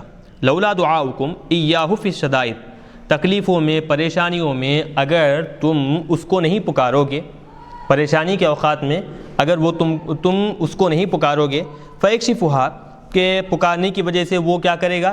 وہ ان پریشانیوں کو دور کرے گا۔ اگر تم اس طرح کا عمل نہ کرو، پریشانیوں میں اس رب کو نہ پکارو، تب بھی وہ تمہاری کچھ بھی پرواہ نہیں کرتا۔ فقد، اب بتا رہے ہیں کہ فکیف یعبأ بکم، وہ تمہاری پرواہ کیسے کرے گا؟ وقد کذبتم الرسول والقرآن، حالانکہ تم کیا کیے ہو؟ اس کے رسول کو جھٹلائے ہو، اس کے قرآن کو جھٹلائے ہو۔ فسوف یکون لزاما، ان قریب یہ جو تمہارا عمل ہے رسول کو جھٹلانے کا، قرآن کو جھٹلانے کا، ان قریب اس کا عذاب تمہارے ساتھ لگ جائے گا، لازم ہو جائے گا، چمٹ جائے گا۔ فسوف یکون العذاب لزاما، ان قریب عذاب کیا ہوگا؟ اس کا تمہارے ساتھ لگ جائے گا۔ ملازما لکم فی الآخرۃ، آخرت میں اس کا عذاب تمہارے ساتھ لگ جائے گا۔ بعدما یحل بکم فی الدنیا، بعد اس کے کہ دنیا میں بھی اس کا عذاب تم پر اترا، دنیا میں بھی اس کا عذاب تم پر اترے گا۔ رسول کو جھٹلانے اور قرآن پاک کو جھٹلانے کی وجہ سے دنیا میں بھی تم نقصان میں پڑے، عذاب تم پر اترا، اور آخرت میں بھی اللہ تبارک و تعالیٰ کا عذاب تمہارے ساتھ ہمیشہ ہمیشہ لگا رہے گا۔ دنیا میں عذاب کیسے اترا ان پر، اس کی ایک صورت بتا رہے ہیں۔ فقتل منہم یوم بدر 70، ان میں کے بدر کے دن 70 لوگ جو سردار ان کے جو مانے جاتے تھے ان کو کیا ہے؟ قتل کر دیا گیا۔ وجواب لولا دل علیہ ما قبلہا، اور لولا کا جو جواب ہے اس کا ما قبل اس کے جواب پر دلالت کر رہا ہے، مطلب لولا دعاؤکم فقد کذب، ہاں ما یعبأ بکم ربی لولا دعاؤکم، تمہارا رب، ہاں اب دیکھیں، لولا میں جو لولا جو حرف شرط ہے، دعاؤکم یہ اس کا جواب کیا ہے؟ لولا کا جواب ما یعبأ اس کا ما قبل بتا رہے ہیں کہ لولا دعاؤکم ما یعبأ بکم ربی، اگر تم میرے رب کو نہیں پکارو گے تو وہ تمہاری کچھ بھی پرواہ نہیں کرے گا، یہ مطلب ہوگا۔ تو ما یعبأ بکم ربی یہ کیا ہے؟ یا تو لولا کا جواب مقدم مانیں گے، یا نہیں تو لولا کا جواب محذوف ہے۔ وہ محذوف جواب پر دلالت کون کر رہا ہے؟ لولا کا پہلے والا جملہ، ما یعبأ بکم ربی یہ کیا ہے؟ دلالت کر رہا ہے کہ لولا کا جواب یہی ہو سکتا ہے۔ وجواب لولا، اور لولا کا جواب دل علیہ ما قبلہا، تو لولا سے کا جو ما قبل ہے وہ اس پر دلالت کر رہا ہے کہ لولا کا جواب ہی ہوگا۔ تو مفہوم کیا ہے؟ اگر تم میرے رب کو نہیں پکارو گے تب بھی وہ تمہاری کچھ بھی پرواہ نہیں کرے گا، یہ مطلب ہوگا۔ تو الحمدللہ اب یہاں پر ہم کیا ہے سورہ فرقان کی مکمل طور پر ہم ریکارڈنگ کر دیے ہیں۔ اب یہاں سے ہم سورہ شعراء کا آغاز کر رہے ہیں۔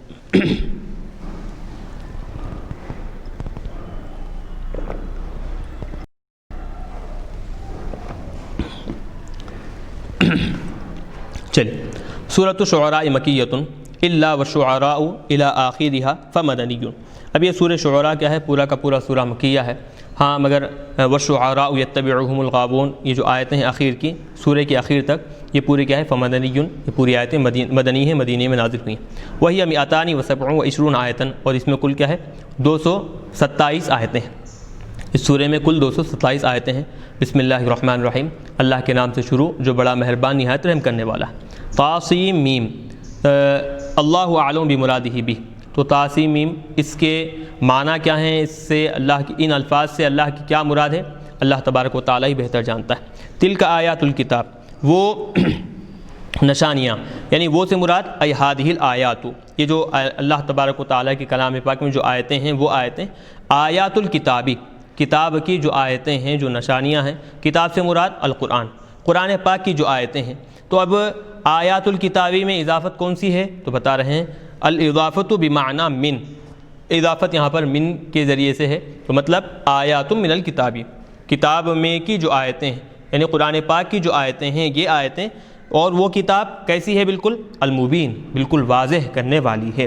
کیا واضح کرنے والی ہے؟ المظہر الحق من الباطل، حق کو باطل سے بالکل ظاہر کر پیش کرنے والی جو کتاب ہے، یہ کتاب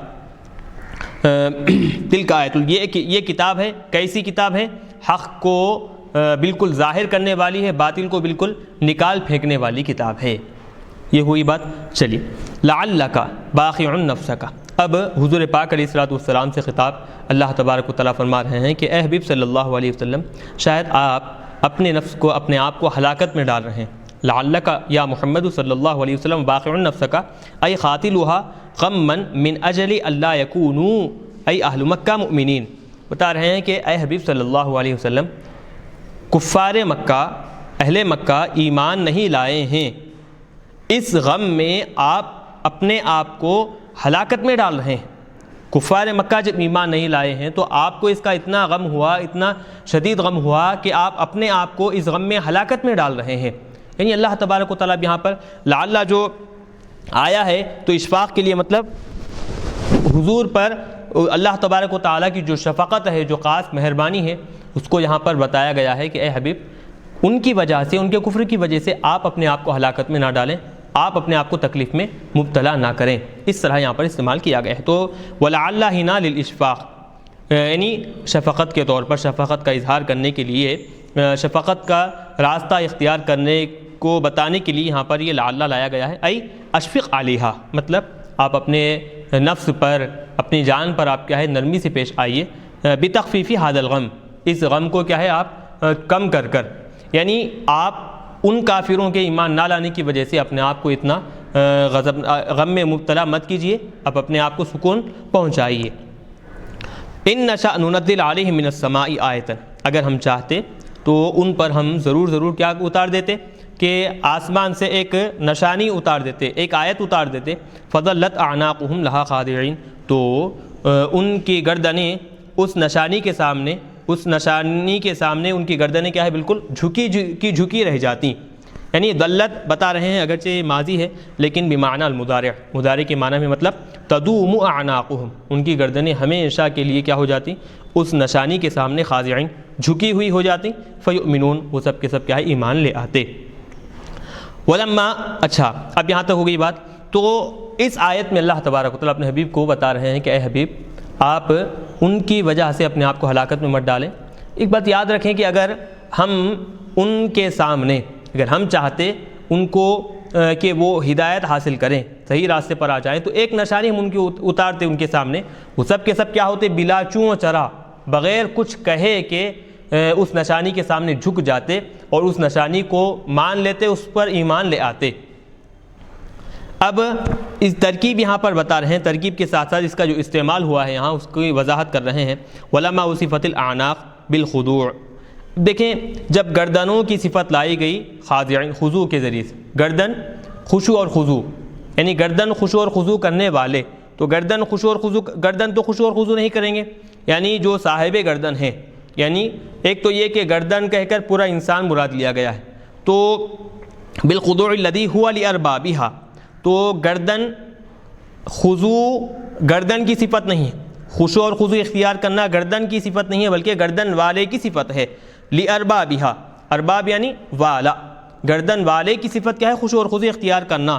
تو گردن والا ذوی الخول ہے یا پھر غیر ذوی الخول ہے، ذوی الخول ہے، تو اسی لیے بہا جمعت الصفۃ منہ، اسی وجہ سے ہاں جمعت الصفۃ منہ، اس کی وجہ سے، اور خشوع اور خضوع جو خاضعین جو صفت لائی گئی ہے وہ صفت ایک تو جمع لائی گئی ہے، اور جمع بھی کون سی، ذوی الخول کی جمع لائی گئی ہے۔ تو مطلب اعناق اگرچہ عنقن کی جمع ہے اور جمع مکسر ہے، قاعدہ جمع مکسر واحد مؤنث کے حکم میں ہے، تو خاضعۃن آنا چاہیے تھا خاضعین کی بجائے، تو اس کا جواب دیے اعناق سے یہاں پر گردن نہیں بلکہ پورا انسان مراد ہے۔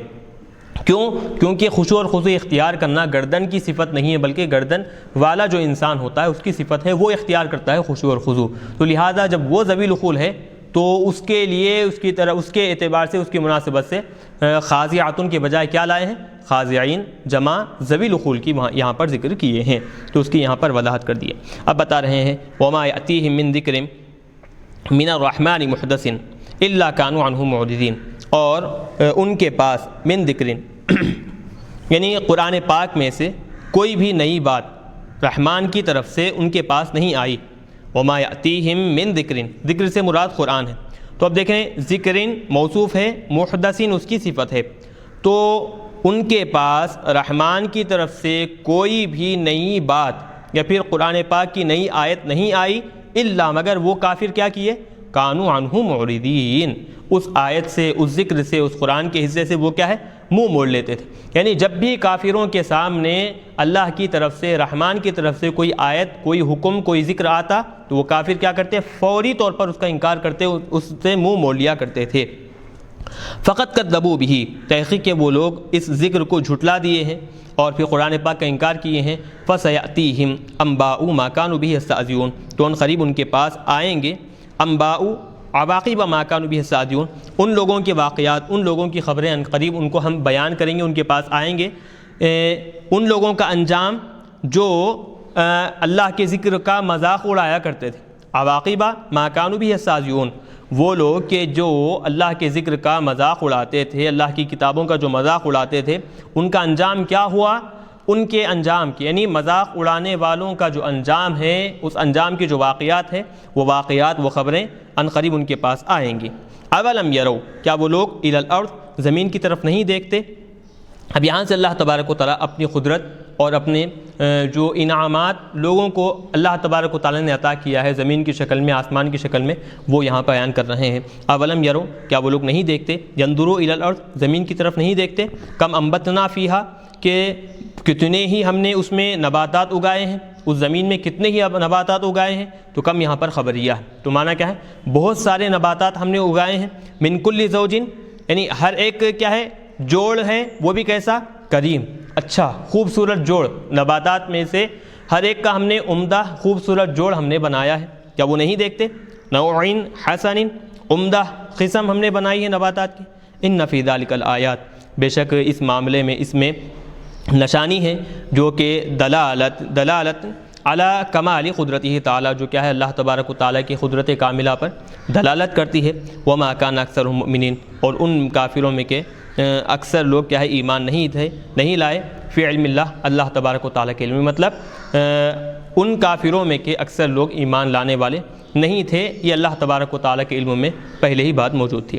اب یہ اس میں جو کانا آیا ہے، وما کان اکثرهم میں جو کانا آیا ہے، سیبویہ نحوی کہتے ہیں کہ یہ کانا زائدہ ہے، تو معنی کیا ہوں گے؟ وما اکثرهم مؤمنین، ان کافروں میں کہ اکثر لوگ ایمان لانے والے نہیں ہیں، اللہ تبارک و تعالیٰ کے علم میں یہ بات پہلے سے ہی موجود ہے۔ چلیے، وَإِنَّ رَبَّكَ لَهُوَ الْعَزِيزُ الرَّحِيمُ، اور بے شک آپ کا رب وہی کیا ہے؟ غالب آنے والا ہے، یعنی ذو العزت، عزت والا ہے۔ ينتقم من الکافرین، اور کافروں سے اپنا انتقام لینے والا ہے، بدلہ لینے والا ہے۔ الرحیم، رحم کرنے والا، مہربان ہے۔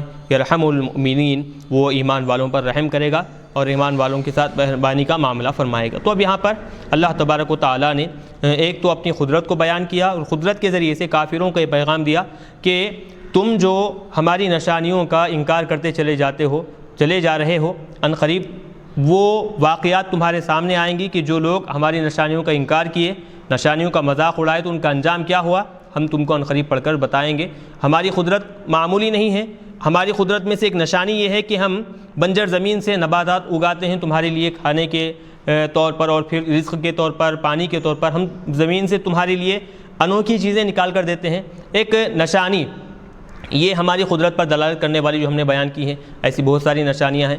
تو بہرحال یہاں پر اللہ تبارک و تعالیٰ کیا کیے ہیں کہ اپنی بہت ساری نشانیوں کو یہاں پر بیان کر اصل مقصد کیا ہے؟ کافروں کو یہ پیغام دینا، کافروں کے ذہنوں میں اللہ کی قدرت کو بتانا کہ کیسا اللہ تبارک و تعالیٰ قادر ہے، کیسی قدرت والا ہے، اس کو یہاں پر بتانا اصل مقصد ہے۔ یہاں تک بات ہوئی۔ اب یہاں سے پھر اللہ تبارک و تعالیٰ کیا کر رہے ہیں؟ ایک ایک نبی کا مختصر طور پر تذکرہ کر بتا رہے ہیں کہ قوم اللہ کی نشانیوں کا جب بھی مذاق اڑائی، چاہے انبیاء سابقہ انبیاء کی قوم ہو یا پھر حضور پاک علیہ الصلوۃ والسلام کی قوم ہو، جب بھی ان کی امت اللہ کے ذکر کا، اللہ کی نشانیوں کا، اللہ کی کتابوں کا مذاق اڑائی تو اللہ تبارک و تعالیٰ نے ان کو کیسے ہلاک کیا، اب وہ یہاں سے پورا ایک ایک واقعے کے ذریعے سے ایک ایک نبی کا تذکرہ کرتے ہوئے اور ان کی قوم کا تذکرہ کرتے ہوئے اللہ تبارک و تعالیٰ بیان فرما رہے ہیں۔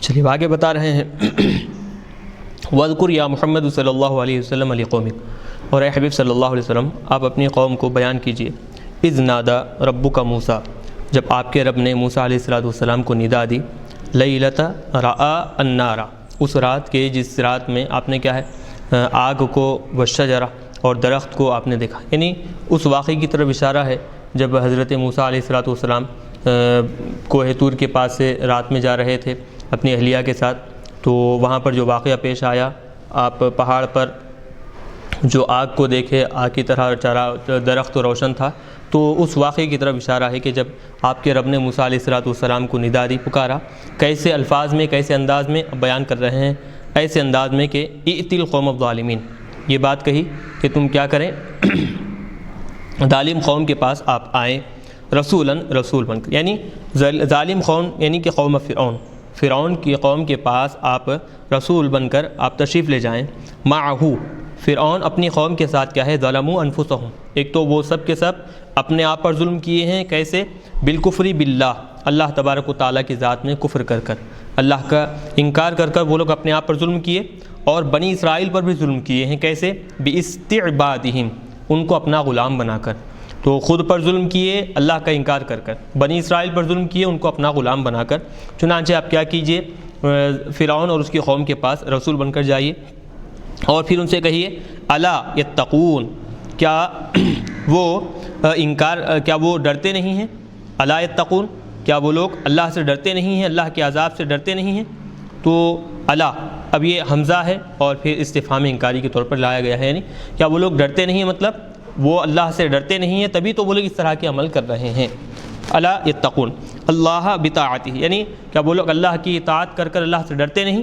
فیوحدونہ، کہ وہ اللہ کی اکتائی بیان کرتے، اللہ کی وحدانیت بیان کرتے، قال موسیٰ، چنانچہ اللہ تبارک و تعالیٰ کی طرف سے حکم ہوا کہ تم جاؤ اور پھر ان کو صحیح راستے پر لاؤ، صحیح راستے کی ان کو رہنمائی کرو، تو یہ باتیں سن کر، احکام الہی سن کر موسیٰ علیہ السلام نے فرمایا، ربی، اے میرے پروردگار، انی اخاف ان یکذبون، مجھے اس بات کا خوف ہے، مجھے اس بات کا ڈر ہے، اندیشہ ہے کہ وہ لوگ مجھے جھٹلا دیں گے، ویضیق صدری، اور وہ لوگ جب مجھے جھٹلائیں گے تو ان کی جھٹلانے کی وجہ سے میرا سینہ کیا ہے، تنگ ہو جائے گا، ویضیق صدری من تکذیبہم لی ولا ينطلق لسانی، اور میری زبان کیا ہے، چل نہیں سکے گی، کیوں، باداء الرسالتی، رسالت کے جو پیغام ہیں، جو احکامات الہی جو پیغام ہیں وہ پہنچانے میں میری زبان کیا ہے، رک جائے گی، یعنی لکنت جو تھی، جیسے بتایا گیا کہ یا پھر پارے 20 میں آپ کو آگے بیان کیا جائے گا کہ بچپنے میں حضرت موسیٰ علیہ السلام کیا کیے تھے، ایک آگ کا ڈلہ زبان پر رکھ لیے تھے، تو اس کی وجہ سے زبان کیا ہے، جل گئی تھی، تو وہ زبان کے جلنے کی وجہ سے زبان میں ہمیشہ کیا ہے، لکنت طاری ہوتی تھی، لکنت تھی، تو اس کی وجہ سے زبان بھی آہستہ آہستہ چلتی اور پھر توتلے پن کے ساتھ الفاظ نکلا کرتے تھے، تو بتا رہے ہیں کہ وہ لوگ مجھے جھٹلائیں گے اور پھر میری زبان بھی کیا ہے، احکامات پہنچانے میں برابر تسلسل کے ساتھ نہیں چلتی، تو لہٰذا میری مدد کے لیے الفارسل الی اخی ہارون معی، تو میرے پاس یا میرے ساتھ میرے بھائی ہارون علیہ السلام کو بھیجیے، یہ ایک بات ہوئی، وَلَهُمْ عَلَيَّ ذَنْبٌ، اس کے ساتھ ساتھ ان پر میرا ایک گناہ بھی ہے، یعنی ان کے ساتھ جو میں ایک جرم ان کے پاس ان کے ساتھ کیا ہوں وہ ایک جرم بھی ہے، بِقَتْلِ الْقِبْطِيِّ مِنْهُمْ، ان میں سے ایک جو قبطی تھا اس قبطی کو قتل کر کر، فَأَخَافُ أَن يَقْتُلُونِ، تو اس کے بدلے میں مجھے اس بات کا اندیشہ ہے، خوف ہے کہ وہ کیا کریں گے، اس قبطی کے بدلے میں مجھے ختم کر دیں گے، قتل کر دیں گے، تو یہ ساری باتیں، سارے معروضات حضرت موسیٰ علیہ السلام اللہ کے دربار میں رکھے، قال تعالی، اللہ تبارک و تعالی نے ارشاد فرمایا، کلا، ہرگز نہیں، کہ اے موسیٰ، لا یقتلونک، وہ ہرگز آپ کو قتل نہیں کریں گے، فاذهبا، پس آپ دونوں چلے جائیے، فاذهبا یعنی انت واخوک، تم اور تمہارے بھائی ہارون علیہ السلام دونوں جائیے، اب یہاں پر دیکھیں ہارون علیہ السلام تو وہاں پر نہیں ہیں، تو موسیٰ علیہ السلام ایک حاضر ہیں، تو اب جو حاضر ہیں ان کو غلبہ دیا گیا ہے جو غائب ہیں ان کے مقابلے میں۔ ففیہ تغلیب الحاضر علی الغائب، غائب کے مقابلے، غائب یعنی حضرت ہارون علیہ السلام، تو غائب کے مقابلے میں حاضر کو غلبہ دیا گیا، اسی لیے فذھبا، حاضر کا صیغہ استعمال کر کر حکم دیا گیا، فذھبا تم دونوں جاؤ، بآیاتنا ہماری نشانیاں لے کر، ہماری نشانیاں لے کر جائیں، انا معکم مستمعون، بے شک ہم تمہارے ساتھ کیا ہے، سننے والے ہیں، ما تقولون، تم جو کہتے ہو، تم وہاں جا کر جو جو باتیں کہتے ہو کرتے ہو، ہم وہ سب باتوں کو سن رہے ہیں، وما یقال لہم، اور تم کو جو باتیں کہی جائیں گی، تم ان کو جو کہہ رہے ہو اور وہ تم کو جو باتیں کہیں گے، وہ سب باتیں ہم کیا ہے، سن رہے ہیں، سننے والے ہیں۔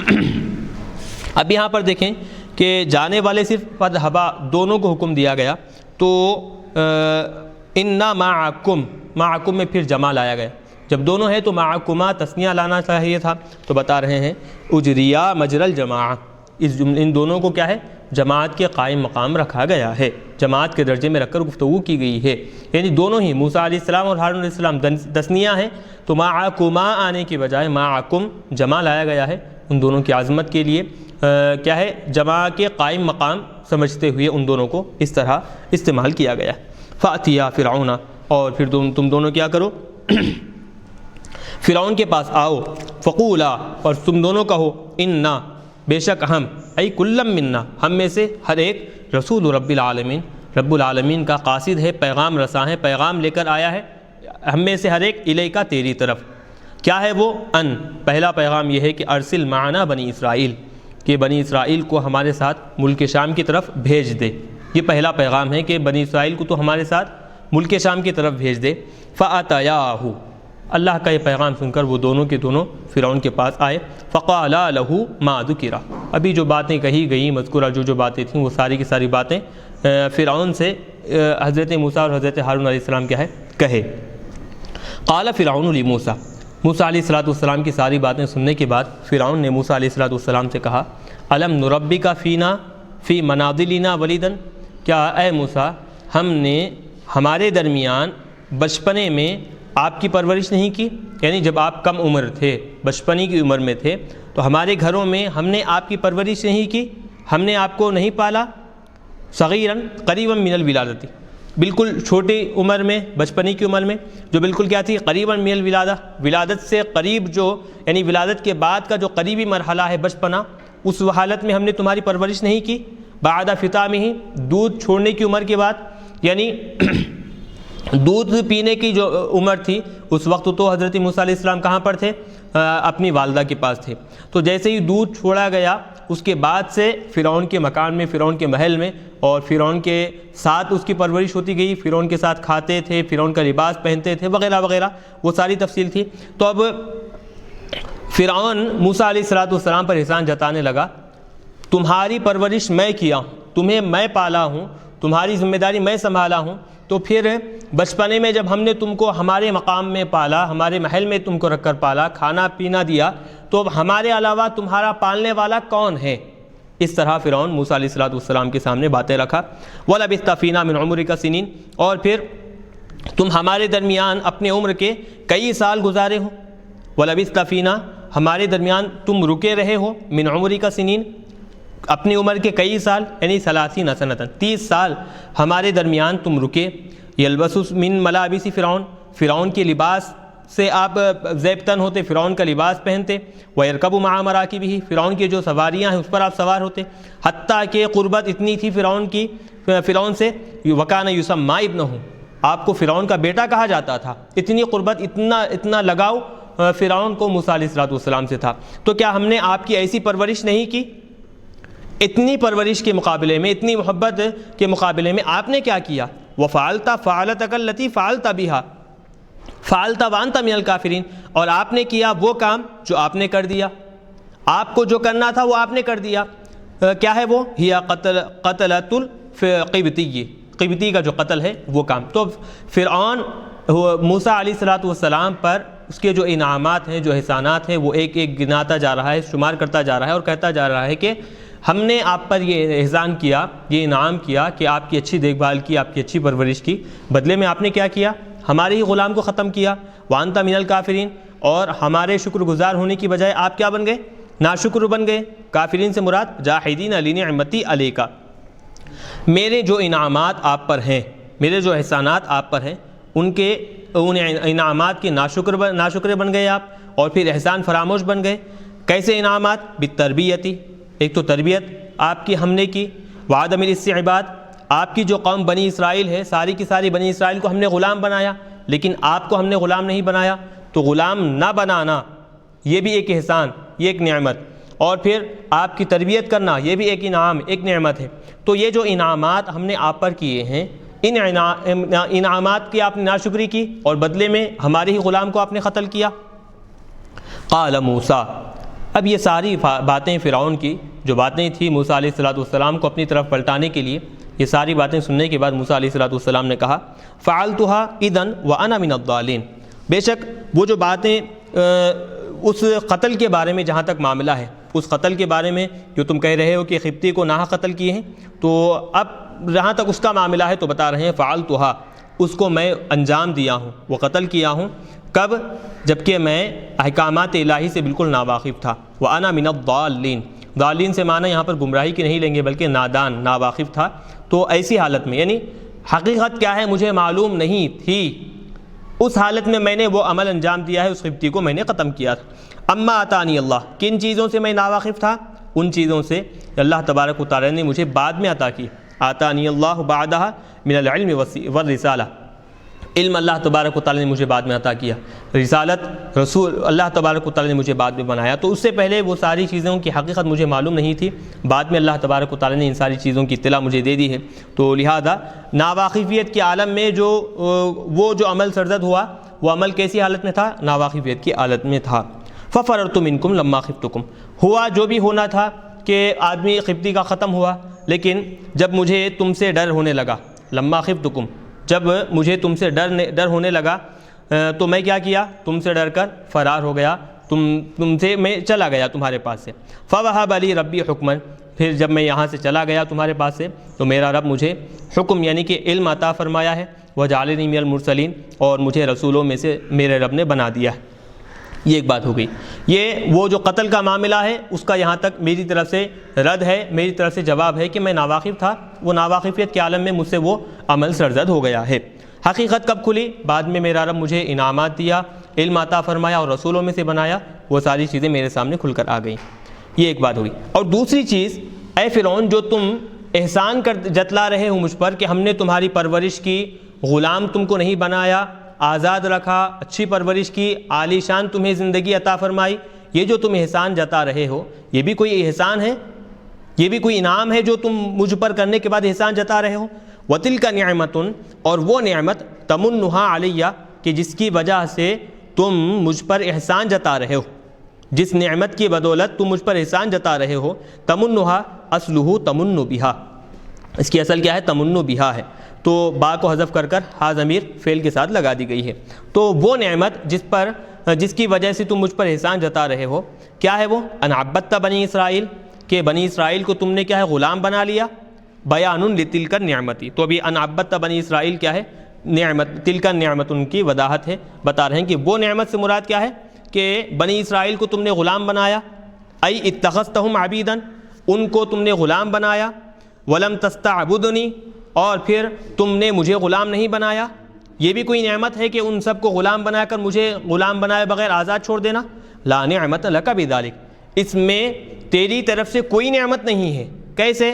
لظلمک باستعبادہم، ان کو غلام بنا کر جو تو ظلم کیا ہے، تو گویا غلام بنا کر ظلم کرنا انعام نہیں سمجھتے، نعمت نہیں کہتے اس کو، بلکہ ایک طرح سے یہ ظلم اور زیادتی سمجھی جائے گی۔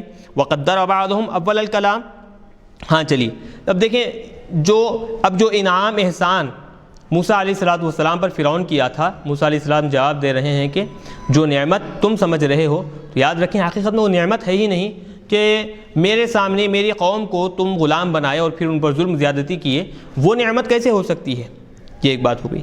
اب بعض لوگ کیا کیے ہیں، وَتِلْكَ نِعْمَةٌ میں واو سے پہلے حمزہ استفہام کو مقدر مانے ہیں، وَقَدَّرَ بَعْضُهُمْ اول الکلام، کلام کے آغاز میں بعض لوگ کیا کیے؟ مقدر مانے ہیں حمزہ استفہامی للانکار، حمزہ استفہام انکار کے طور پر، یعنی اب تِلْكَ نِعْمَةٌ، وہ بھی کوئی نعمت ہے کہ جس کے ذریعے سے تم مجھ پر احسان جتا رہے ہو؟ یہ ساری باتیں سننے کے بعد اب فرعون حقیقت کی طرف آیا، کیونکہ موسیٰ علیہ السلام نے کہا تھا کہ میں رب العالمین یعنی تمام سارے عالموں کے رب کی طرف سے رسول بن کر آیا ہوں۔ تو اب فرعون نے پوچھا موسیٰ علیہ السلام سے، قال فرعون لموسیٰ، فرعون موسیٰ علیہ السلام سے پوچھنے لگا، وما رب العالمین، یہ رب العالمین کیا چیز ہے، کون ہے؟ الذی قلت انک رسول، کہ جس کے بارے میں تم نے کہا ہے کہ تم اس رب العالمین کے رسول بن کر آئے ہو، پیغمبر بن کر آئے ہو، یہ رب العالمین ہے کون؟ ای شیء ہوا، وہ کیا چیز ہے رب العالمین؟ ولما لم یکن، ایک بات یاد رکھیں آگے بڑھنے سے پہلے، اللہ تبارک و تعالیٰ کی ذاتی تعریف، اللہ تبارک و تعالیٰ کی حقیقت کوئی بیان نہیں کر سکتا۔ اللہ کی پہچان اگر حاصل کرنا ہے تو اس کے صفات کے ذریعے سے اس کی پہچان حاصل کی جا سکتی ہے۔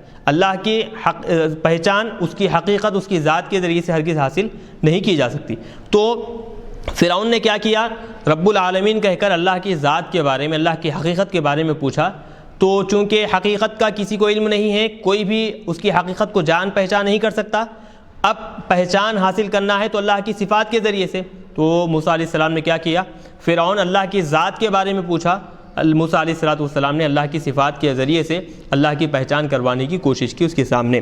چلیے، وَلَمَّا لَمْ يَكُنْ سَبِيلٌ لِلْخَلْقِ إِلَى مَعْرِفَةِ حَقِيقَتِهِ تَعَالَى، اور جب مخلوق کے لیے اللہ کی حقیقت کی پہچان حاصل کرنے کا کوئی راستہ نہیں، اللہ کی حقیقت اور اس کے جو ذات ہے اس کی معرفت حاصل کرنے کا کوئی راستہ مخلوق کے پاس نہیں ہے کہ اس کی حقیقت کو کوئی نہیں جان سکتا۔ اب اگر اس کو جاننا پہچاننا ہے، وَإِنَّمَا يَعْرِفُونَهُ بِصِفَاتِهِ، اللہ کی صفات کے ذریعے سے اس کی معرفت حاصل کی جا سکتی ہے، اس کی ذات کے بارے میں کوئی انسان اس کو پہچان نہیں سکتا، جان نہیں سکتا۔ تو لہٰذا اجاب موسیٰ علیہ السلام ببعضها، تو اللہ تبارک و تعالیٰ کے بعض صفات کے ذریعے سے موسیٰ علیہ السلام کیا ہے؟ فرعون کا جواب دیے۔ تو فرعون پوچھا تھا رب العالمین کیا شے ہے، کون ہے؟ تو قال موسیٰ علیہ السلام نے کہا رب السماوات والارض وما بینہما، وہ رب زمینوں اور آسمان اور ان کے درمیان جتنی مخلوقات ہیں ان سب کا رب ہے، پالنہار ہے، ای خالق ذالک، ان سب چیزوں کا پیدا کرنے والا ہے، ان کنتم موقنین، اگر تم اس پر یقین رکھتے ہو، بأنہ تعالی خالقہ، کہ وہی اللہ تبارک و تعالی خالق ہے، ان سب چیزوں کا پیدا کرنے والا ہے، فآمنوا بہ وحدوہ، تو اللہ پر ایمان لاؤ اور اس کی وحدانیت بیان کرو، اس کو ایک مانو، ایک تسلیم کرو۔ قال فرعون لمن حولہ، موسیٰ علیہ السلام کا یہ جواب سن کر فرعون نے اپنے اطراف میں جو لوگ تھے، من اشراف قومہ، اپنی قوم کے جو بڑے بڑے سردار تھے، ان لوگوں کی طرف متوجہ ہوتے ہوئے کہا الا تسمعون جوابہ، کیا تم لوگ موسیٰ علیہ السلام کے جواب کو سنے؟ کیا تم نے موسیٰ کے جواب کو نہیں سنا؟ الذی لم یطابق السوال، جو کہ سوال کے بالکل مطابق نہیں ہے، سوال ذات کے بارے میں ہوا اور آپ کیا کیے؟ جواب کس کے بارے میں دیے؟ صفات کے بارے میں جواب دی۔ بات ہو رہی ہے ذات کے بارے میں سوال ہوا تو آپ جواب کس کے؟ اللہ کی صفات کے بارے میں دیے۔ تو لہٰذا جواب جو ہے سوال کے مطابق نہیں ہے، جواب جو ہے سوال کے مطابق بالکل نہیں ہے۔ تو فرعون کو ایک موقع ملا کہ قوم کو کیسے بھٹکایا جائے، قوم کو اپنی طرف کیسے رکھا جائے۔ فرعون موقع ملتے ہی فوری طور پر کہنے لگا میں سوال کیا اور ایک سوال میرا تھا، موسیٰ علیہ السلام اس کا بالکل الٹا جواب دیے، سوال جواب کے بالکل مطابق نہیں ہے۔ تو قال، چلیے پھر اس کے بعد ابھی اپنے اطراف و اکناف جو لوگ تھے فرعون ان سے کہنے ہی لگا تھا، موسیٰ علیہ السلام نے پھر ایک بات کہی، ربکم و رب آبائکم الاولین، وہ صرف زمین اور آسمانوں کا رب ہی نہیں بلکہ تمہارا بھی اور تمہارے پہلے والے جتنے آباء و اجداد ہیں ان سب کا رب ہے۔ وَهَذَا وَإِنْ كَانَ دَاخِلًا فِي مَا قَبْلَهُ، یہ جملہ اور اس کے جو معنی ہیں اگرچہ یہ معنی پہلے والی آیت میں شامل ہو چکے تھے، رب السماوات والارض وما بینہما میں یہ ربکم و رب آبائکم الاولین، یہ معنی پہلے والی آیت میں خود بخود آ گئے تھے، لیکن پھر دوبارہ ذکر کرے، کیوں؟ یغیظ فرعون، تاکہ اس کے ذریعے سے کیا ہو؟ فرعون غضبناک ہو جائے، اور ہوا بھی ویسے ہی۔ تمہارا رب ہے، تمہارے آباء و اجداد کا بھی رب ہے، جیسے ہی یہ تذکرہ ہوا، یہ باتیں کہیں گئی، فرعون کیا ہے؟ غضبناک ہوا۔ وَلِذَالِكَ، اور اسی وجہ سے کہا قَالَ إِنَّ رَسُولَكُمُ الَّذِي أُرْسِلَ إِلَيْكُمْ لَمَجْنُونٌ، اور بے شک تمہارا یہ جو رسول ہیں جو قاصد بن کر آیا ہے تمہاری طرف، وہ بے شک کیا ہے؟ إِلَيْكُمْ لَمَجْنُونٌ، وہ پاگل بن گیا ہے۔ تو اب یہ باتیں سن کر پھر اب موسیٰ علیہ السلام جواب دے رہے ہیں۔ قال موسیٰ، فرعون کی یہ باتیں سن کر موسیٰ علیہ السلام نے کہا رب المشرق والمغرب وما بینہما ان کنتم تعقلون، وہ صرف تمہارا اور تمہارے آباء و اجداد کا ہی نہیں بلکہ وہ مشرق کا بھی رب ہے، مغرب کا بھی رب ہے، اور مشرق اور مغرب کے درمیان جتنے مخلوقات ہیں ان سب کا رب ہے۔ ان کنتم تعقلون، اگر تم جانتے ہو سمجھتے ہو کہ انہ کذالک، کہ اللہ تبارک و تعالیٰ اسی طرح ہے، یعنی اللہ تبارک و تعالیٰ ہر ایک کا پالنہار ہے، رب ہے، پروردگار ہے، فآمنوا بہ، اور بس تم اس پر ایمان لاؤ، وحیدوہ، اور اس کی پاکی ایکتائی بیان کرو۔ قال فرعون، یہ ساری باتیں سننے کے بعد فرعون نے کہا لموسیٰ، موسیٰ علیہ السلام سے، لئن اتخذت الہا غیری، اے موسیٰ بہت ہو چکا، اب اگر میرے علاوہ تم کسی کو اپنا خدا بناؤ گے، لاجعلنک من المسجونین، تو میں تم کو ضرور قیدیوں میں سے بنا دوں گا، قید خانے میں ڈال دوں گا۔ لئن اتخذت الہا غیری، میرے علاوہ کسی دوسرے کو تم خدا بناؤ گے، لاجعلنک من المسجونین، تو میں ضرور تم کو قیدیوں میں سے بنا دوں گا۔ کان سجنہ شدیدا، اب بتا رہے ہیں کہ فرعون کا جو قید خانہ تھا وہ بالکل بہت سخت تھا۔ یحبس الشخص فی مکان تحت الارض، زمین کے نیچے ایک مقام میں، وحدہ، تنے تنہا آدمی کو قید کر دیتا، نہ وہ کسی کو دکھائی دیتا، نہ اس میں کسی کی آواز سنائی دیتی، زمین کے اندر وہ قید خانے بنا کر رکھا تھا، تو وہاں پر میں تم کو کیا کروں گا، اس قید خانے میں تمہیں ڈال دوں گا۔ قال لہ موسیٰ، موسیٰ علیہ السلام نے فرعون سے کہا اولو جئتک، اولو ای اتفعل ذلک، اے فرعون کیا تو میرے ساتھ ایسا برتاؤ کرے گا، یہ کام کرے گا، اگرچہ میں تیرے پاس ایک واضح چیز لے کر آیا ہوں، ولو جئتک بشیء مبین، میں تیرے پاس کیا ہے، واضح دلائل لے کر آیا ہوں، واضح بات لے کر آیا ہوں، ای برہان، دلائل وہ بھی کیسے، واضح ہیں، علی رسالتی، میرے رسول ہونے پر جو واضح نشانیاں ہیں وہ نشانیاں میں تجھ پر بیان کیا ہوں، اس کے باوجود تو مجھ سے میرے ساتھ یہ برتاؤ کرے گا، مجھے قید خانے میں ڈالے گا۔ قال فرعون لہ، اچھا واضح نشانیاں ہیں تمہارے پاس، تو فرعون نے موسیٰ علیہ السلام سے کہا اگر واضح نشانیاں ہیں تو لے آؤ، اگر تم واقعی اس بات میں سچے ہیں کہ تم اللہ کے رسول ہو، اللہ کی ذات ہے، تو اللہ کے رسول ہونے پر کیا دلیل ہے، نشانی لے کر آؤ۔ فأتی بہ ان کنت من الصادقین، اگر تم اس معاملے میں بالکل سچے ہو تو نشانی لے کر آؤ۔ چنانچہ نشانی کے طور پر اب موسیٰ علیہ السلام کیا کیے، فالقى عصاہ، موسیٰ علیہ السلام اپنا عصا زمین پر ڈالے، فاذا ہی ثعبان مبین، وہ عصا کیا ہو گیا، بالکل ایک بڑا اژدہا بن گیا، حیۃ عظیمۃ، حیۃ عظیمۃ، ایک بڑا اژدہا سانپ کی نما بن گیا۔ ونضع یدہ، یہ ایک نشانی ہوگی۔ اب دوسری نشانی، ونضع یدہ، اور آپ اپنا دستے ہاتھ آپ کیا ہے نکالے، اخرجہا من جیبہ، اپنے گریبان سے آپ کیا ہے اپنا ہاتھ نکالے، فاذا ہی بیضاء، تو کیا دیکھتے ہیں کہ بالکل وہ سفید ہو چکا ہے، روشن ہو گیا ہے، ذات شعاع، اور صرف روشن سفید ہی نہیں بلکہ اس کے اندر سے کیا ہے شعاعیں نکل رہی ہیں، شعاعیں اس کے اندر سے ظاہر ہو رہی ہیں، تو دیکھنے والے کو ایسا خوشنما معلوم ہوا، اور دیکھنے والے پریشان ہو گئے کہ عموماً ہاتھ کا جو رنگ ہوتا ہے گندمی رنگ کا، گیہوں کے رنگ کا جو رنگ ہوتا ہے، وہ ہاتھ کا رنگ جیسے ہی آپ گریبان باہر نکالے، گریبان سے ہاتھ نکالے تو بالکل وہ رنگ مختلف تھا، اور ایسا چمک رہا تھا کہ اس سے شعاعیں، روشنی ظاہر ہو رہی تھی، شعاعیں نکل کر آ رہی تھیں۔ خلاف ما کانت علیہ من الادمہ، جو گندمی رنگ جو آپ کے ہاتھ پر تھا اس کے برخلاف وہ کیا ہے، آپ کا ہاتھ چمکتا ہوا شعاعوں والا بن کر ظاہر ہوا۔ قال فرعون للملأ حولہ، تو یہ دو چیزیں، دو نشانیاں موسیٰ علیہ السلام کی طرف سے دیکھ کر فرعون نے اب اس کے اطراف و اکناف میں جو قوم تھی جو کھڑی ہوئی تھی ان سے خطاب کرتے ہوئے کہا ان ھذا لساحر علیم، یہ تو ایک بڑا جادوگر ہے، فائق فی علم السحر، جو جادوگری کے علم میں بہت زیادہ فوقیت رکھنے والا ہے، بہت زیادہ علم والا ہے۔ یرید ان یخرجکم من ارضکم بسحرہ فماذا تأمرون، وہ یہاں پر آیا ہے کیوں، تمہارے اپنے جادو کے ذریعے سے تمہاری زمین سے تم کو نکالنا چاہتا ہے۔ کہ جو موسیٰ علیہ السلام کے بارے میں وہ کہنے لگا کہ جو ان کے پاس جو جادوگری کا علم ہے، اس علم کے بدولت، اس علم کے ذریعے سے تمہاری اپنے زمینوں سے وہ تم کو نکالنا چاہتے ہیں۔ یرید ان یخرجکم من ارضکم بسحرہ فماذا تأمرون، اب ان سے مشورہ کرنے لگا کہ تم ان دونوں کے بارے میں، موسیٰ علیہ السلام اور ہارون علیہ السلام کے بارے میں کیا کہتے ہو۔ قالوا، تو ان سب نے کہا ارجہ واخاہ، ان کو کچھ دیر کے لیے چھوڑ دو، آپ ان کا جو معاملہ ہے اس معاملے کو ابھی فوری طور پر اس معاملے پر آپ غور و فکر نہ کریں، فوری طور پر کچھ بھی قدم نہ اٹھائیں، بلکہ تھوڑی سی مہلت دے دیں ان کو اور ان کے بھائی کو۔ اخاہ، اخر امرہما، ان دونوں کے معاملے کو آپ کیا ہے مؤخر کر دیں. وبعث فی المدائن حاشرین، اور اطراف و اکناف کے جتنے بھی شہر ہیں ان سارے کے سارے شہروں میں آپ لوگوں کو بھیج دیں حاشرین، جمع کرنے والوں کے لیے. یعنی جمع کرنے والے مطلب جامعین، جو جمع کرنے والے ہوں گے. تو وہ لوگ جائیں گے اور لائیں گے کن کو؟ یاتوک بکل سحار علیم، جادوگری میں جو سب سے زیادہ علم رکھنے والا ہے، جو جتنے بھی لوگ جادوگری میں ماہر ہیں، مہارت رکھتے ہیں، ان سب کو کیا کریں گے وہ لوگ جمع کر لے کر آئیں گے. اور وہ ایسے جادوگر ہوں یفضل موسیٰ فی علم السحر، جادوگری کے علم میں موسیٰ علیہ السلام سے بھی زیادہ علم رکھتے ہوں. تو ایسے لوگوں کو، ایسے جتنے بھی جادوگر ہیں ان سب کو وہ لوگ جمع کر لے کر آئیں. چنانچہ فجمع السحرۃ لمیقات یوم معلوم، ایک معلوم دن کا جو مقررہ وقت تھا. معلوم دن سے مراد بتایا جاتا ہے کہ 10 محرم الحرام کو وہ لوگ، یعنی عاشورے کا جو دن تھا، وہ عاشورے کے دن میں وہ لوگ کیا کرتے؟ عید منایا کرتے تھے. اور صبح کے وقت میں، چاشت کے وقت میں کیا معاملہ ہوا؟ تو مقررہ ٹائم مقرر کر دیا گیا کہ چاشت کے وقت میں 10 محرم الحرام کو یہ ساری کی ساری چیزیں جو بھی ہیں حقیقت اس دن اس وقت میں ظاہر کر دی جائے گی.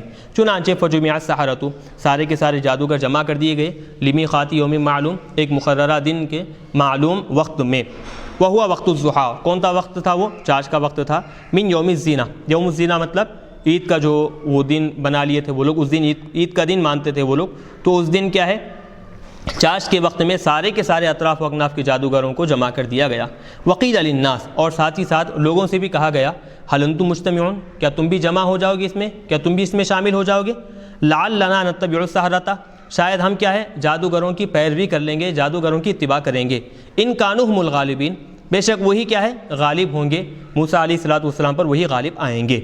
الاستفہام للحث علی الاجتماع، اب یہ هل انتم مجتمعون میں جو هل استفہام لایا گیا ہے لوگوں کو جمع ہونے پر ابھارنے کے لیے، یعنی جادوگروں کو بھی جمع کیا گیا، ساتھ ہی ساتھ لوگوں سے بھی کہا گیا کہ تم بھی آؤ اور دیکھو جادوگروں کے جو کارنامے ہیں، موسیٰ علیہ السلام پر جیسے غالب آتے ہیں جادوگر، ان کو دیکھو، اور پھر یہ جو تمہارا راستہ ہے یہ راستہ صحیح ہے، اس کی پیروی کرنے پر تم جمے رہو، اڑے رہو اس بات کے ذریعے سے.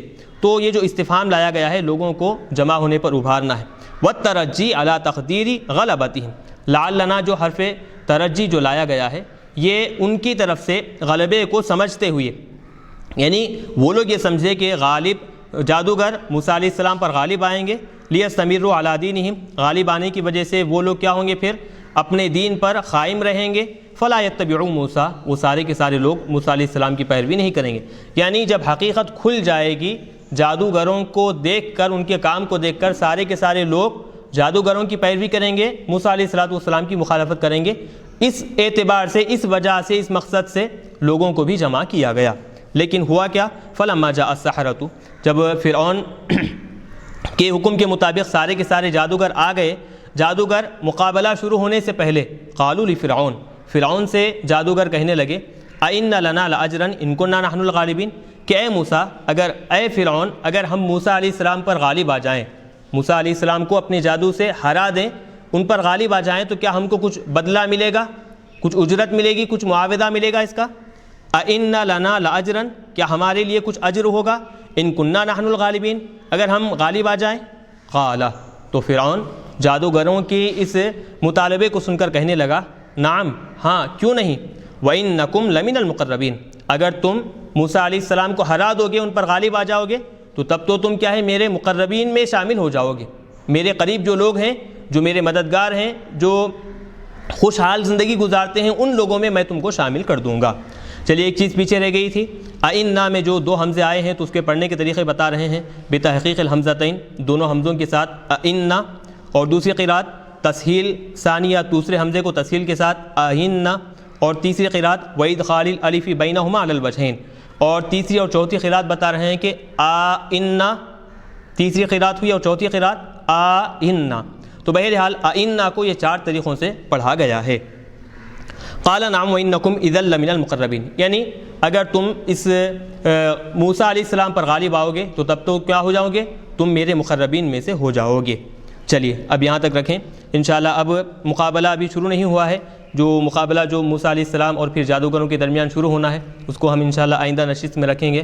اللہ تبارک و تعالیٰ سے دعا ہے کہ آج کی ہم نے یہ جو تفسیر ریکارڈنگ کی ہے اس میں جو بھی لغزش و خطا ہوئی اس کو درگزر فرمائے اور پھر کہنے سننے سے زیادہ عمل کرنے کی توفیق عطا فرمائے، اور جو حضرات اس میں تعاون کیے ہیں اللہ تبارک و تعالیٰ ان سب کو جزائے خیر عطا فرمائے۔ وصلی اللہ تعالیٰ وسلم علی خیر خلق محمد وآلہ وصحبہ اجمعین برحمتک یا ارحم الراحمین والحمد للہ رب العالمین۔